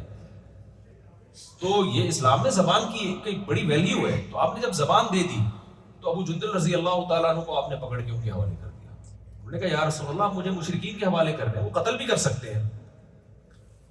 لیکن پیغمبر صلی اللہ علیہ وسلم اگر حوالے نہ کرتے تو انگلی اٹھ جاتی نا. ہم کہتے ہیں بھائی قرآن تو جگہ جگہ کہہ رہا ہے مسلمان معاہدوں کی پابندی کرتے ہیں, امانت میں خیانت نہیں کرتے, لیکن اصل میں ایکچولی وہ جب کوئی کچھ مسئلہ ہو تو پھر کر لیتے ہیں. یہی ہوتا ہے نا, کوئی پرابلم ہو تو کیا کر لیتے ہیں, پھر سب کچھ کر لیتے ہیں. اس سے بڑی کوئی انسانی تاریخ میں کوئی پرابلم ہو نہیں سکتی کہ ایک شخص آپ پر ایمان لے کر آیا, آپ کے مذہب میں داخل ہو رہا ہے, ہاتھوں میں بیڑیاں ہیں اور آپ اس کو واپس کر رہے ہیں, اس کو قتل کر دیں گے. اس کے باوجود محمد صلی اللہ علیہ وسلم صادق اور امین, آپ صرف زبانی کلامی نہیں تھے, آپ نے عمل سے بتا دیا کہ میں صادق بھی ہوں اور میں امین بھی ہوں, میں صادق بھی ہوں اور امین. ان کو حوالے کر دیا. تو آپ کا بھی بھائی جب آپ آسٹریلیا میں آئے ہو تو کچھ پیپرز پہ آپ نے سائن بولتے کیوں نہیں کیا؟ انہوں نے ایسے اٹھا کے بھیج دیا پیسی کہ یار میں آسٹریلیا جانا چاہتا ہوں. انہوں نے کہا چلو یہ ٹکٹ پکڑو, اگلی فلائٹ سے آپ آسٹریلیا. کچھ تو سائن ہی ہوں گے نا, چشمہ لگا کے پڑھے بھی ہوں گے آپ نے, نہیں بھی پڑھے ہوں گے تو پتہ تو ہوگا نا کہ یہ لا ہے جس کو میں نے فالو یہاں پہ آ کے کرنا ہے. تو میرے بھائی جب پیڑے کھانے کا ٹائم آئے تو آپ گورنمنٹ سے ساری سہولتیں لیتے ہو, جب اپنی ذمہ داریاں پوری کرنے کا ٹائم آئے تو آپ ڈنڈی مارتے ہو. تو ہو سکتا ہے آسٹریلیا کی گورنمنٹ سے آپ بچ جاؤ, قیامت میں اللہ کے عذاب سے آپ نہیں بچ سکتے. معاہدوں کو پورا کرنا یہ انسانوں کا آرڈر نہیں ہے, یہ جس نے ہمیں بنایا ہے اس کا آرڈر ہے. سمجھتے ہو کہ نہیں سمجھتے ہو؟ تو یہ کام بھی آپ نے یہاں پہ کرنا ہے. اور انٹیوں کو نہیں دیکھنا, وہ تین چاچا کو بار بار بتانا پڑ رہا ہے نا. اور تیسرا کیا کام آپ نے کیا کرنا ہے بھائی, شراب کے قریب نہیں جانا. انما الخمر والمیسر والانصاب والازلام رجس, اللہ کہتے ہیں پلید ہے, ناپاک ہے, نجس ہے. آپ اس پہ کتنے خوشنما لیبل لگاتے ہیں, انسان کی ڈپریشن دور ہوتی ہے, یوں ہو جاتا ہے. بھائی اللہ نے کہہ دیا, جب صحابہ نے, جب مشرکین نے کہا نا کہ اس میں تو کچھ فائدے بھی ہیں, ریلیکس ہو جاتا ہے نا انسان, غم بھول جاتا ہے. تو اگر غم بھولنا بری بات ہے کیا؟ اتنی بڑی ٹینشن جس کے لیے آپ کو میڈیسن لینی پڑ رہی تھی, ڈاکٹروں کے پاس جانا پڑ رہا تھا, کاؤنسلنگ کرنی پڑی تھی, آپ کو سائیکولوجسٹ آپ کو گھنٹوں گھنٹوں بٹھا کے اس سے ایک پی کے فٹ فاٹ ہو جاتا ہے آدمی. کیا خیال ہے, ٹینشن سے بچ گیا کہ نہیں بچ گیا؟ ٹینشن تو بڑھ گئی. تو یہ سوال مشرکین نے کہا تھا کہ ہم جب پیتے ہیں تو پھر سیٹ ہو جاتے ہیں, بہت سارے کام کر لیتے ہیں. اللہ میاں نے ہمیں لاجک پیش نہیں کی. اللہ میاں نے کہا اسمہما اکبر من نفعہما, یہ جو جوا اور شراب ہے نا, ان کے نقصانات ان کے فائدوں سے, اس کا گناہ اس کے فائدوں سے زیادہ ہے. گناہ یہ کہ اللہ ناراض ہوتا ہے. اب کتنے بھی فائدے ہوں بھائی, ناراض کون ہو رہا ہے؟ اللہ. بس یہ نقصان ہمارے لیے کیا ہے, بولو. تو میں خواتین کو بھی کچھ باتیں بتاتا ہوں. بھائی خواتین بھی ہماری یہاں کی کچھ خواتین جو بیان نہیں سن رہی, وہ بہت لبرل ہو جاتی ہیں. وہ جب اس ماحول میں دیکھتی ہیں کہ مردوں اور عورتوں کے حقوق سیم ہیں, یقیناً حقوق دونوں کے سیم ہیں, اس معنی میں سیم ہے دونوں کے حقوق کہ مرد اگر اپنی ذمہ داری پوری نہیں کرے گا اس کو بھی پوری سزا ملے گی, عورت اپنی ذمہ داری پوری نہیں کرے گی تو اس کو بھی پوری سزا ملے گی. مرد کو مرد ہونے کی بیس پہ اللہ بخشیں گے نہیں کہ چونکہ تو آدمی تھا لہذا تو نے اگر حقوق میں ڈنڈی مار دی تو چونکہ تو آدمی ہے میں تجھے چھوڑ دوں گا. لیکن دونوں کے حقوق کی نیچر میں بہت فرق ہے. جو اسلام کے علاوہ جو سیکولر اور لبرل طاقتیں ہیں وہ کہتے ہیں بھائی میاں اور بیوی دونوں کیا ہیں؟ سیم. لیکن اللہ میاں کا جو قانون ہے خواتین سے، بہت معذرت کے ساتھ، اللہ میاں نے یہ جو ایک عدد میاں آپ کو عطا فرمایا ہے، اس کو گھر کا سربراہ بنایا ہے.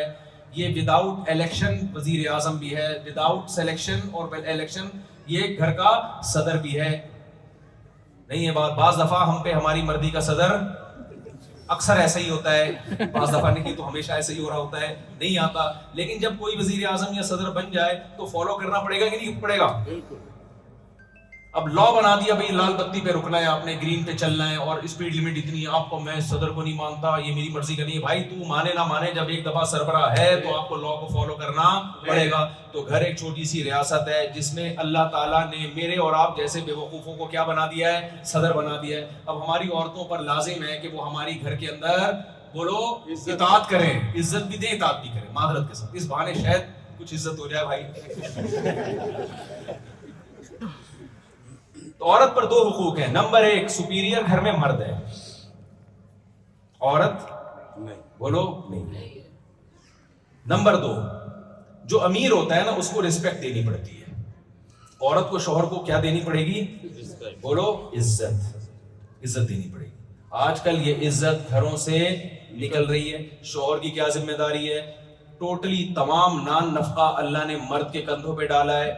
الرجال قوامون علی النساء، فرمایا سربراہ مرد ہے.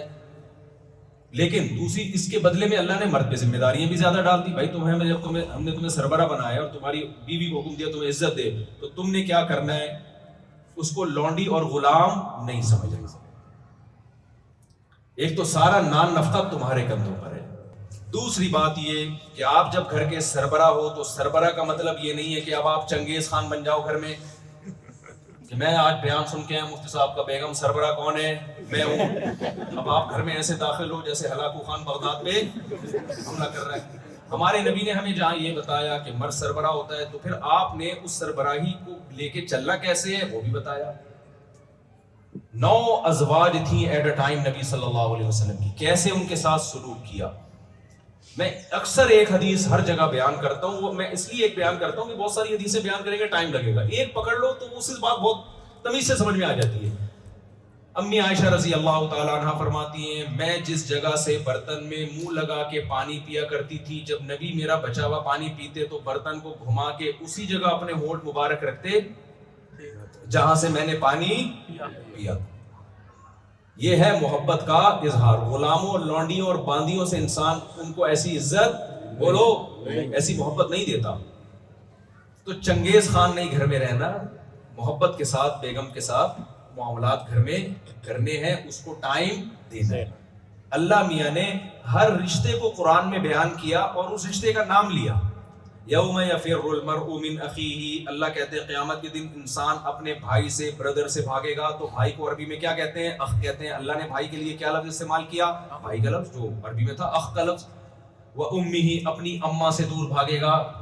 اماں کو عربی میں کہتے ہیں، ہی لفظ استعمال کیا. باپ سے دور بھاگے گا، باپ کو عربی میں کیا کہتے ہیں؟ اب. اللہ نے اب کا لفظ استعمال کیا. بیوی کو عربی میں زوجہ کہتے ہیں، لیکن اللہ نے وہاں زوجہ کا لفظ استعمال نہیں کیا. وَصَاحِبَتِهِ، اپنے ساتھ رہنے والی سے بھی دور بھاگے گا. یعنی اللہ نے بیوی کو جو لقب دیا وہ صاحبہ کا دیا ہے. صاحبہ کا مطلب جو آپ کے ساتھ ہمیشہ رہتی ہے. آپ جہاں جہاں جا رہے ہیں معذرت کے ساتھ پھلترو کی طرح چپکی ہوئی آپ کے ساتھ. یہ لفظ غلط ہے لیکن مجھے اس کا کوئی آلٹرنیٹ مل نہیں رہا. پھلترو چپکتا ہے نا، دیکھا ہوگا آپ نے بھائی، جب ریشمی کپڑے ہوتے ہیں نا سردیوں میں تو کوئی دھاگا چپک گیا. اب کیا ہوتا ہے، آپ اس دھاگے کو یوں ہٹاؤ گے تو انگلی کے ساتھ چپک جائے گا وہ، پھر آپ یوں ہٹاؤ گے تو یہاں سے چپک جائے گا، پھر آپ اس کو یہاں سے یوں کرو گے تو ادھر سے چپک جائے گا، وہ ہٹتا نہیں ہے. تو جب آپ کی شادی ہو گئی تو یہ بیگم آپ کے ساتھ قیامت تک کے لیے. ابا اما نہیں چپکتے، بھائی نہیں چپکے گا. بیگم کا اللہ نے جو لقب دیا ہے وہ چپکنے والی. اب جہاں بھی ہو، تفریح کے لیے جا رہے ہو بیگم ساتھ، آؤٹنگ کے لیے جا رہے ہو بیگم، آپ کو پھر آپ کیوں چھوڑ کر آئے ہو وہاں پہ؟ تو بھائی میں بھی لے کے جاتا ہوں،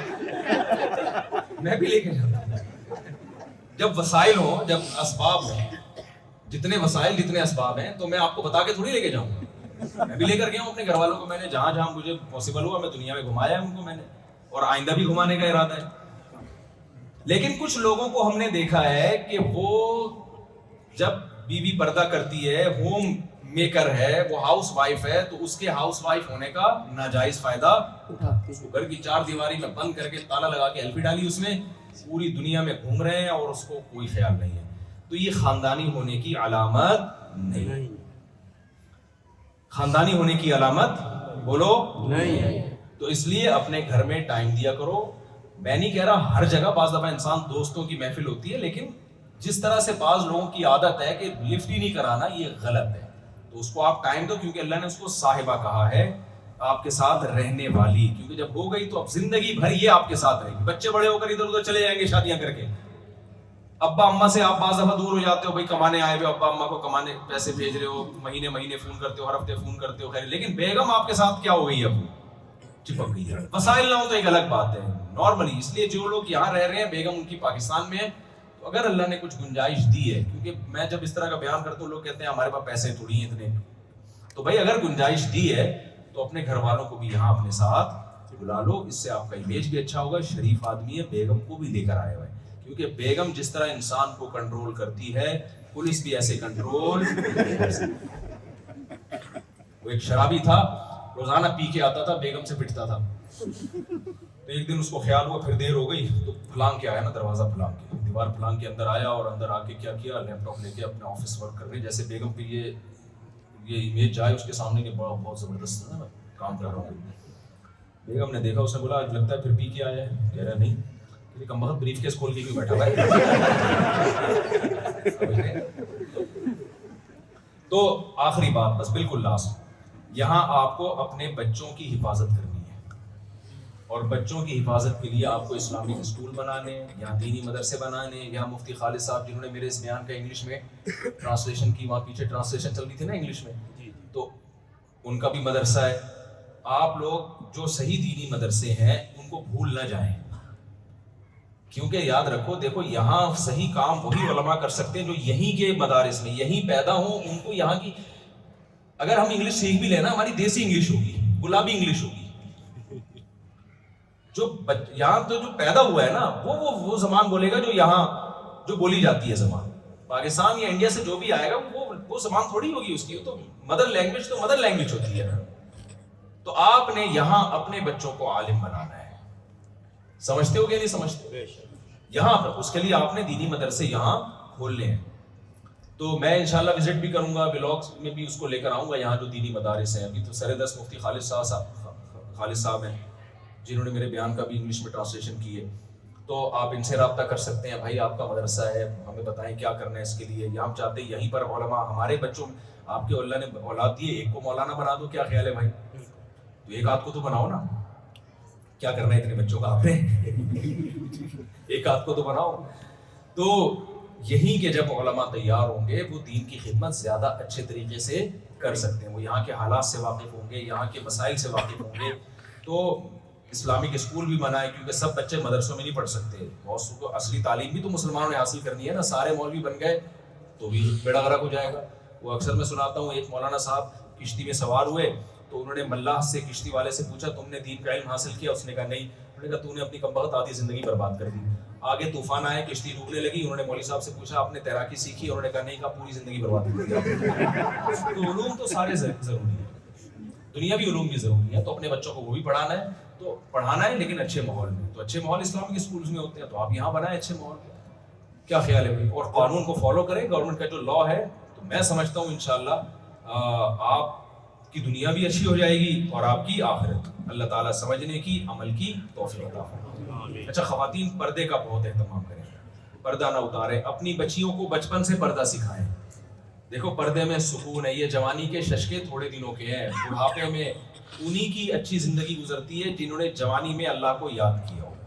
اور آپ نے اپنی بچی کو ابھی سے لبرل بنا دیا نا, اور اس کو بے پردگی سکھا دی, تو سب سے پہلے بے پردگی سے حیا نکلتی ہے, اور حیا سے بچے بنتے ہیں بدتمیز. سب سے پہلے وہ ماں سے بدتمیزی کریں گے, ماں سے تمیز سے بات, کیونکہ حیا ہے جو انسان کو بڑوں کے سامنے آہستہ آواز سے بولنا سکھاتی ہے. جب آپ نے بچیوں کو چڑیاں نیکریں پہنانا شروع کر دی, ان میں حیا نکل جائے گی. نہ وہ باپ سے تمیز سے بات کرے گی اور نہ وہ ماں سے. تو آپ اللہ کے لیے نہیں, کم از کم اپنے فیوچر کے لیے بچوں کو دین سکھا دیں. اللہ تعالیٰ سمجھنے کے عمل کی توفیق عطا فرمائے. کے سوال آپ پوچھ رہے تھے جلدی سے اسپیڈ کے ساتھ. اچھا تو سوال ہے ایک شادی اور خلا دونوں. جی شادی کو نکالنے کے سوال ہے کہ یہاں پہ دوسری شادی کو قانونی حیثیت, جی, تو جب وہ قانونی حیثیت رجسٹری شادی نہیں ہوگی تو اس میں حقوق اور حقوق تو بھائی برابر ہوں گے. تو اور دوسرا وہ اس میں خلا. اس پر خلا سے ریلیٹڈ سوال ہے کہ دیکھیں یہ جو یک طرفہ خلا ہے نا, یہ اسلام میں جائز نہیں ہے. سوال جی جی تو خلا میں نے آپ کا جاپان میں جو تھا بیان میں نے سنا تھا, تو اس میں آپ نے کہا تھا کہ مرد کی مرضی کے بغیر خلا, تو یہ ایک ہی چیز طلاق اور خلا پھر ایک چیز کے نام دو نہیں ہو گئے؟ ہاں بالکل ایک ہی چیز کے دو نام. فرق یہ ہے کہ طلاق بغیر کسی عوض کے ہوتی ہے, خلا معاوضے کے ساتھ ہوتا ہے. لہذا جب ایک طلاق ہوتی ہے تو وہ رجعی ہوتی ہے, رجوع کا حق ہوتا ہے. خلا چونکہ معاوضے کے بدلے میں, عورت کہتی ہے مہر دوں گی مجھے طلاق دے دو, تو معاوضے کے بدلے میں, لہذا اس میں مرد کو رجوع کا حق نہیں ہوتا. اور نکاح نامے میں اگر نکاح نامے میں مرد نے اختیار دیا, اگر مرد نے اختیار دے دیا عورت کو طلاق کا, تو عورت کے پاس بھی طلاق کا اختیار, پر نکاح نامے میں دینے سے نہیں ہوتا. خوب سمجھیں, ایجاب و قبول میں نا یہ الفاظ کہلوائے جاتے ہیں کہ میں نے تم سے نکاح کیا اس شرط کے ساتھ کہ تمہیں بھی طلاق کا اختیار ہے. عورت کہے میں نے اس شرط کے ساتھ اس نکاح کو قبول کیا. نکاح نامے پہ تو پہلے دستخط ہو جاتے ہیں نا, تو اس وقت تو میاں بیوی ہے ہی نہیں, تو ان شرطوں کا اعتبار نہیں ہے. تو اگر کہیں ظلم کا خطرہ ہو عورت کو, تو پھر وہ طلاق کے اختیار بھی لے سکتی ہے, ایجاب و قبول کے دوران ہی لے سکتی ہے, یا پھر بعد میں بھی طلاق کا اختیار عورت کو دیا جا سکتا ہے. نکاح ہو گیا تو مرد کہہ سکتا ہے کہ میں نے تمہیں بھی اختیار دے دیا ہے, جتنا اختیار دے گا اتنا آئے گا عورت کے پاس. یہ کہہ دیا کہ اس مجلس میں تمہیں اختیار ہے, جیسے نبی صلی اللہ علیہ وسلم نے اپنی ازواج کو اختیار دیا تھا کہ بھئی تمہیں اختیار ہے اگر تم علیحدگی لینا چاہو, تو وہ اس مجلس کے ساتھ خاص ہوگا. اگر 1 مہینے کے اختیار دیے تو 1 مہینہ, تا قیامت دے دیا تو تا قیامت. لیکن اس کی ضرورت کیا پیش آ گئی؟ نہیں اس بیان سے سوال ہوتا ہے. ہاں اختیار, لیکن خوب سمجھ لیں اسلام میں نکاح کو توڑنے کا اختیار مرد کے پاس ہے. اب خواتین کو یہ بات اچھی تو نہیں لگتی ہے, لیکن جب ہے تو ماننی پڑے گی. ٹھیک ہے, سمجھ رہے ہیں, اسلام میں ایسا نہیں ہے کہ عورت جب چاہے کورٹ سے خلا لے لے. وہ خلا شریعت میں کل عدم ہے, اس کی کوئی حیثیت نہیں. جج صرف اپنی بیوی کو طلاق دے سکتا ہے, دوسروں کی بیویوں کا نکاح جج ختم نہیں کر سکتا.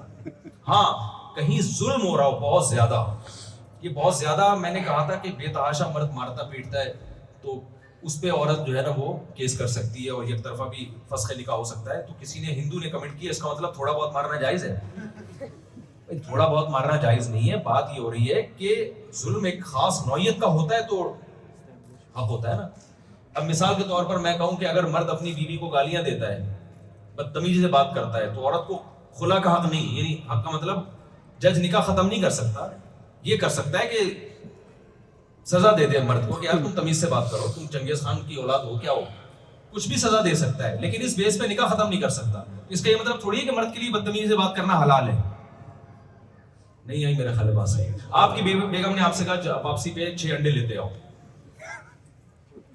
بھائی ناشتے میں نے بھی انڈے کھانے ہیں, 2-4 بچے انہوں نے بھی انڈے کھانے, آپ کے پاس پیسے بھی آپ نہیں لے کر آ رہے. ظلم ہے یا نہیں ہے؟ بالکل. لیکن کیا اس ظلم کی بیس پر عورت کورٹ میں کیس کر سکتی ہے, میں نے اسے 6 انڈے منگوائے تھے, 4 لے کر آیا, 2 نہیں لے کر آیا, لہذا مجھے علیحدگی چاہیے. یہ حق تھوڑی ہے بھائی, اس نوعیت کا ظلم تھوڑی ہے کہ اس پہ رشتہ توڑنا جائز ہو جائے. اب اس پہ کوئی میری بات پہ کمنٹ کرے کہ اس کا مطلب ہے مرد کے لیے جائز ہے کہ منگوائے تھے 6 اور لائے وہ 4. بھائی ہم کب کہہ رہے ہیں جائز ہے؟ یہ بھی غلط ہے, ظلم ہے. جب بچے 6 ہیں تو انڈے بھی 6 ہی آنے چاہیے نا بھائی. تو یہ تو ظلم ہے, لیکن ہر ظلم اس نوعیت کا نہیں ہوتا کہ اس پہ بریک اپ ہو جائے, وہ پھر فیملی سسٹم تباہ اور برباد ہو جائے گا. 100% دنیا میں ٹھیک کوئی بھی نہیں ہو سکتا. تو اسپیسیفک کچھ انواع کے ظلم ایسے ہیں کہ وہ شدید نوعیت کے ظلم ہے. وہ ظلم اگر مرد کر رہا ہو تو پھر عورت کو یہ رائٹ ہے کہ اگر وہ تمیز سے طلاق نہیں دیتا تو عدالت سے وہ خلا لے. لیکن وہ خلا نہیں ہوتا, وہ فسخ نکاح ہوتا ہے, لیکن عدالتیں اس کو خلا کہہ دیتی ہیں. وہ ظلم یہ ہے کہ بے تحاشا مارتا پیٹتا ہو, یا وہ بالکل ہی نامرد ہو, یا یہ کہ ضروری نان نفقہ بھی نہ دیتا ہو, یا یہ کہ اس کو رکھنے کے لیے تیار نہ ہو, نہ چھوڑ رہا ہے نہ رکھ رہا ہے. جیسے کچھ لوگ شادی کر کے اوسیلی آ جاتے ہیں, بیگم وہاں پڑی بھی ہے, 5 سال ہو گئے 10 سال ہو گئے, بولتی بھائی یا تو لے کے جاؤ یا رکھو, یہ کر ہی نہیں رہا ہوں. یہ بیسک یعنی ایسے ظلم ہے جو شدید نوعیت کے ظلم ہے. تو اس میں مرد کو کہا جائے گا بھائی یا تو رکھو یا چھوڑو, نہیں چھوڑتے تو پھر کورٹ سے طلاق لے سکتی ہے. لیکن اس بیس پہ طلاق نہیں لے سکتی کہ مجھے بھائی چھوٹی موٹی نوعیت کے جو ظلم ہو رہے ہوتے ہیں وہ ہر گھر میں ہوتے ہیں, تو اس بیس پہ نہیں لیا جا سکتا. اس میں نہیں دے سکتے وہ. یعنی یہاں میں نے سنا ہے کہ کچھ اسلامی کچھ ایسے مفتیان کرام بھی ہیں وہ بھی کھٹ سے خلا کی ڈگری پکڑا دیتے ہیں. ایسا نہیں ہوتا. اسلام میں نکاح عورت کی مرضی کے بغیر نہیں ہوتا, لیکن نکاح ختم مرد کی مرضی کے بغیر نہیں ہو سکتا. اور اس میں عورت کا فائدہ ہے, کیونکہ آدمی کو جب پتا ہوتا ہے نا میری ہے تو اس پہ خرچ کرتا ہے. آپ کو پتا ہوگا ہمارے یہاں لوگ بیوی کے نام پراپرٹی کر دیتے ہیں, جائیدادیں کر دیتے ہیں, لیکن اگر آپ کو پتا ہو یار کل اسے وسیم پسند آیا تو کورٹ سے کھلا لے کے وہاں چلی جائے گی, تو پھر آدمی ٹائم پاس کرنے کے لیے بیگم کو رکھے گا, کہے گا یار اس کا کیا مقصد ہے. ایک خاتون نے مجھے کہا کہ 5 بچے ہو گئے ان کے, انہوں نے کہا مجھے میرا میاں نہیں پسند آ رہا, مجھے نہیں اچھا لگ رہا. میں نے کہا بیسک وہ پورے کر رہا ہے, کہہ رہی ہاں کر رہا ہے, لیکن دیکھیں نا ہم کمپنی میں کانٹریکٹ کرتے ہیں, ایکچولی جب ہم کانٹریکٹ کرتے ہیں تو ہمیں جب بعد میں ہم جو ریزائن دے دیتے ہیں تو کمپنی تھوڑی میں پابند کرتی ہے. تو نکاح بھی ایک کانٹریکٹ ہے, مجھے اچھے لگ رہے تھے, میں نے شادی کر لی, اتفاق سے ہمارے 5 بچے ہو گئے, اب مجھے نہیں پسند آ رہے تو میں کیسے. میں نے کہا بھائی آپ کا میاں کمپنی نہیں ہے, یہ رشتہ ہے. یہ میاں کو آپ کمپنی پہ قیاس نہ کریں, یہ ایک رشتہ ہے جو اللہ کی طرف سے بنایا ہوا رشتہ ہے, جو ہے جیسا ہے آڑا ترچا اس کو قبول کرو آپ. اچھا ہمارے پاس صرف 5 منٹ ہے, دھماکہ ہونے والا ہے. جی ارشاد. جی کیا حضور صلی اللہ علیہ وسلم کی 23 سالہ زندگی کا مقصد خلافت تھا, کیونکہ آپ قرآن نہیں لکھے بعد میں لکھا گیا. یہ آج کل بہت سوال کیا جا رہا ہے, کہتے ہیں نبی صلی اللہ علیہ وسلم کی 23 سالہ زندگی کا مقصد تو خلافت تھا, تو ہم خلافت کی تحریک کیوں نہیں چلاتے. دیکھو اسلام جو ہے نا وہ کہتا ہے جس زمانے میں خیر کو پھیلانے کے لیے جو طریقہ سوٹیبل ہو, قابل عمل ہو, اس کو اختیار کرو. کسی ایک مخصوص طریقے کو اسلام نے فوکس نہیں کیا ہے. یہ سب سے بڑا مسئلہ یہ ہے کہ آج پاکستان میں بھی ہر تھوڑے دنوں کے بعد کوئی اسکالر اٹھتا ہے, یہ مولانا لوگوں کے تزکیے پہ لگے ہوئے ہیں, لوگوں کو انسان کا بچہ بنانے کی کوشش میں لگے ہوئے ہیں, خلافت کی تو کوئی بات کر ہی نہیں رہا. لیکن جو کر رہے ہوتے ہیں ان سے پوچھا جائے آپ پریکٹیکلی کیا کر رہے ہیں, تو کر وہ نہ تزکیہ کر رہے ہوتے ہیں نہ خلافت لا رہے ہوتے ہیں. تو گراؤنڈ ریئلٹی کو دیکھ کر خیر کو غالب کرنے کا جو بھی طریقہ اختیار کیا جائے گا وہ ٹھیک ہے. ہمارے نبی صلی اللہ علیہ وسلم نے, ایک صاحب مجھے کہنے لگے جہاد کے بغیر خلافت نہیں آ سکتی, اسلامی حکومت نہیں آ سکتی, یہ ممکن نہیں ہے, کیونکہ مکہ میں 13 سال آپ نے دعوت دی, لیکن جب جہاد ہوا ہے تو خلافت آئی ہے. تو میں نے کہا مدینہ میں کیسے آ گئی, مدینہ میں تو کوئی جنگ نہیں ہوئی نا, مدینہ والے خود ہی آ کے مسلمان ہو گئے. تو نبی صلی اللہ علیہ وسلم نے گراؤنڈ ریئلٹی کو دیکھ کر کہ جس وقت جو طریقہ سوٹیبل ہے اس کو اختیار کیا جائے. تو یہاں آپ کے لیے سوٹیبل طریقہ یہی ہے کہ تمیز سے, اچھے بچوں کی طرح آپ تمیز سے زندگی گزاریں, اسلام کی تبلیغ کی کوشش کریں. یہاں کی گورنمنٹ کو اگر آپ نے یہ کہنا شروع کر دیا ہمیں خلافت چاہیے, تو خلافت گئی تیل لینے ہیں, ٹھیک ہے, آپ کی ایسی کی تیسی ہوگی جو آپ کا تھوڑا بہت دین, ذرا سا بھی ان کو شک ہو گیا نا کہ یہ کچھ گڑبڑ کرنے والے ہیں, ایسی واٹ لگے گی کہ نسلیں یاد رکھیں گی. ان باتوں میں مت آئیں, جو طریقہ سوٹیبل ہے جو وہ طریقہ آپ اختیار کریں, انسان کے بچوں کی طرح تمیز کی طرف چلتے رہیں, تو تمیز سے رہیں گے. آخری سوال جاوید بھائی. جی میں یہاں پہ کھانے کا کام ہے میرا, کیٹرنگ کا, تو یہاں پہ بہت ایشو ہو رہے ہیں سر. ایک تو کھانے کا یا کھلانے کا کام, کھلانے کا بھی اور کھانے کا بھی. اچھا, ہینڈ سلیٹر چکن کا مسئلہ ہینڈ سلاٹ جو ہے نا, دیکھیں, اور ایک مشین سلاٹ, یہ بہت نہیں مشینی ذبیحہ حلال نہیں ہے, ہاتھ سے ذبح ہونا. مشین کا کوئی مذہب نہیں ہوتا. اللہ تعالیٰ نے یہ شرط لگائی ہے کہ عیسائی ہو, یہودی ہو یا مسلم ہو, وہ اللہ کا نام لے گا. ہندو اگر ذبح کرتا ہے وہ ہمارے لیے حلال نہیں ہے. تو مشین جو ہے نہ وہ عیسائی ہوتی ہے, نہ ہندو ہوتی ہے, اور نہ وہ آپ کہہ سکتے ہیں بٹن دبانے والا تو مسلمان ہوتا ہے, تو بٹن سے نہیں ہوتا بھائی. وہ تو ایسے تو ہندو ذبح کرے اور آرڈر دینے والا مسلمان ہو اس کو. تو حلال و حرام میں کھانے پینے کی چیزوں میں ویسے بھی احتیاط پر عمل کرنا لازم ہے. تو جب تک ہاتھ سے ذبح کیا ہوا نہ ہو حلال نہیں ہو سکتا. ہم گھر میں کر سکتے ہیں, ہاں گھر میں کر لیں, ریسٹورینٹ میں اگر سبحان اللہ, گھر میں ایک اور سوال ہے, جو فوڈ ڈیلیوری ڈرائیور مری ہوئی مرغی کو حلال نہیں کریں. ان سے اگر ہم ریسٹورینٹ والے ہیں اور وہ اپنی زبان سے کہتے ہیں کہ نہیں, ریسٹورینٹ والوں کی زبان کا اعتبار نہیں ہے, وہ تو بزنس کے لیے کر رہے ہوتے ہیں سب کچھ. آپ تحقیق کریں تھوڑی سی. ایک کوشچن ہے, فوڈ ڈیلیوری اگر وہ مسلمان ہے اور پھر کہتا ہے کہ بھئی وہ واقعی اور آپ کو غالب گمانے کے سچ کہہ رہے ہیں, ٹھیک ہے جی. فوڈ ڈیلیوری ڈرائیور جو مطلب ڈیلیوری کرتا ہے, نہیں, اس کے لیے سور کا وہ گوشت جو ہے نا وہ ڈیلیور کرنا حلال حرام نہیں. ہے, تو اس میں تو ہر کوئی بھی پتہ نہیں. دیکھیں اس میں اب یہ کام تو ناجائز ہے, لیکن پوری تنخواہ جائز, پوری جو اس کو کمیشن مل رہا ہے وہ ناجائز نہیں, کیونکہ اس میں بہت ساری حلال چیزیں بھی ہیں نا. جو ہو گیا تو اس میں کچھ رقم صدقہ کر دے, ساری تھوڑی حرام ہے, بہت سی جائز چیزیں بھی تو اسے ڈیلیور کی ہیں. صحیح آیا. آپ نے عرض کیا تھا بیان میں کہ اسٹیٹ کے خلاف نہیں بول سکتے, ابھی جس آسٹریلین گورنمنٹ بول رہی ہے اسرائیل کو سپورٹ کرتے ہیں. نہیں اس میں آپ اسٹیٹ کے آپ جو لیگل طریقہ ہے احتجاج کرنے کا وہ احتجاج ریکارڈ کروائیں. میں نے یہ نہیں کہا کہ اسٹیٹ کے خلاف نہیں بول سکتے, یہ تو میرا خیال ہے میں نے یہ لفظ نہیں کہا. اسٹیٹ آپ کو خود رائٹ دیتی ہے بہت ساری چیزوں میں, آپ اپنا احتجاج آپ انلیگل کام نہ کریں. میں نے یہ کہا پروٹیسٹ پہ جا سکتے ہیں, پروٹیسٹ. بھائی ایسا کام نہ کرو جو افورڈ نہ کر سکو, یہ ذہن میں رکھو. اتنا کرو قریباً 2 منٹ دعا کرا دیں. جی جو افورڈ کر سکتے ہو. وہ ایک آدمی کو بھولنے کی بیماری تھی, وہ بھولے سے دوسروں کی بیویوں کو اپنی بیوی کہتا تھا, فری ہونے کی کوشش کرتا تھا. نام لے دیتا ہوں, عمر شریف کا پرانا کلپ ہے یہ, ہاں بالکل صحیح. میں نے یوٹیوب پہ دیکھا, اس کا وہ کسی نے بھیجا. یوٹیوب پہ آتے رہتے ہیں نا تو پرانی یادیں تازہ ہو جاتی ہیں. تو عمر شریف سے پھر پوچھا کہ بھائی تو دوسروں کی بیویوں کو بھولے سے بیوی کہہ کے فری ہوتا ہے, کبھی اپنی بیوی کو بھولے سے تو نے بہن کہا ہے؟ نہیں. اس نے کہا ہم اتنا بھولتے ہیں جتنا افورڈ کر سکتے ہیں. تو آپ جو ہے نا کوئی بھی احتجاج جب یہاں کریں تو اتنا کریں جتنا آپ افورڈ کر سکیں, اپنی اوقات سے اور اپنی چادر سے آگے بڑھنے کی کوشش نہ کریں. چلے بھائی بس ٹائم ہو گیا. الحمدللہ رب العالمین والعاقبۃ للمتقین والصلاۃ والسلام علی رسول الکریم وعلی آلہ وصحبہ اجمعین. ربنا آتنا فی الدنیا حسنۃ وفی الآخرۃ حسنۃ وقنا عذاب النار. صلی اللہ تعالی علی خیر خلقہ محمد وعلی آلہ وصحبہ اجمعین.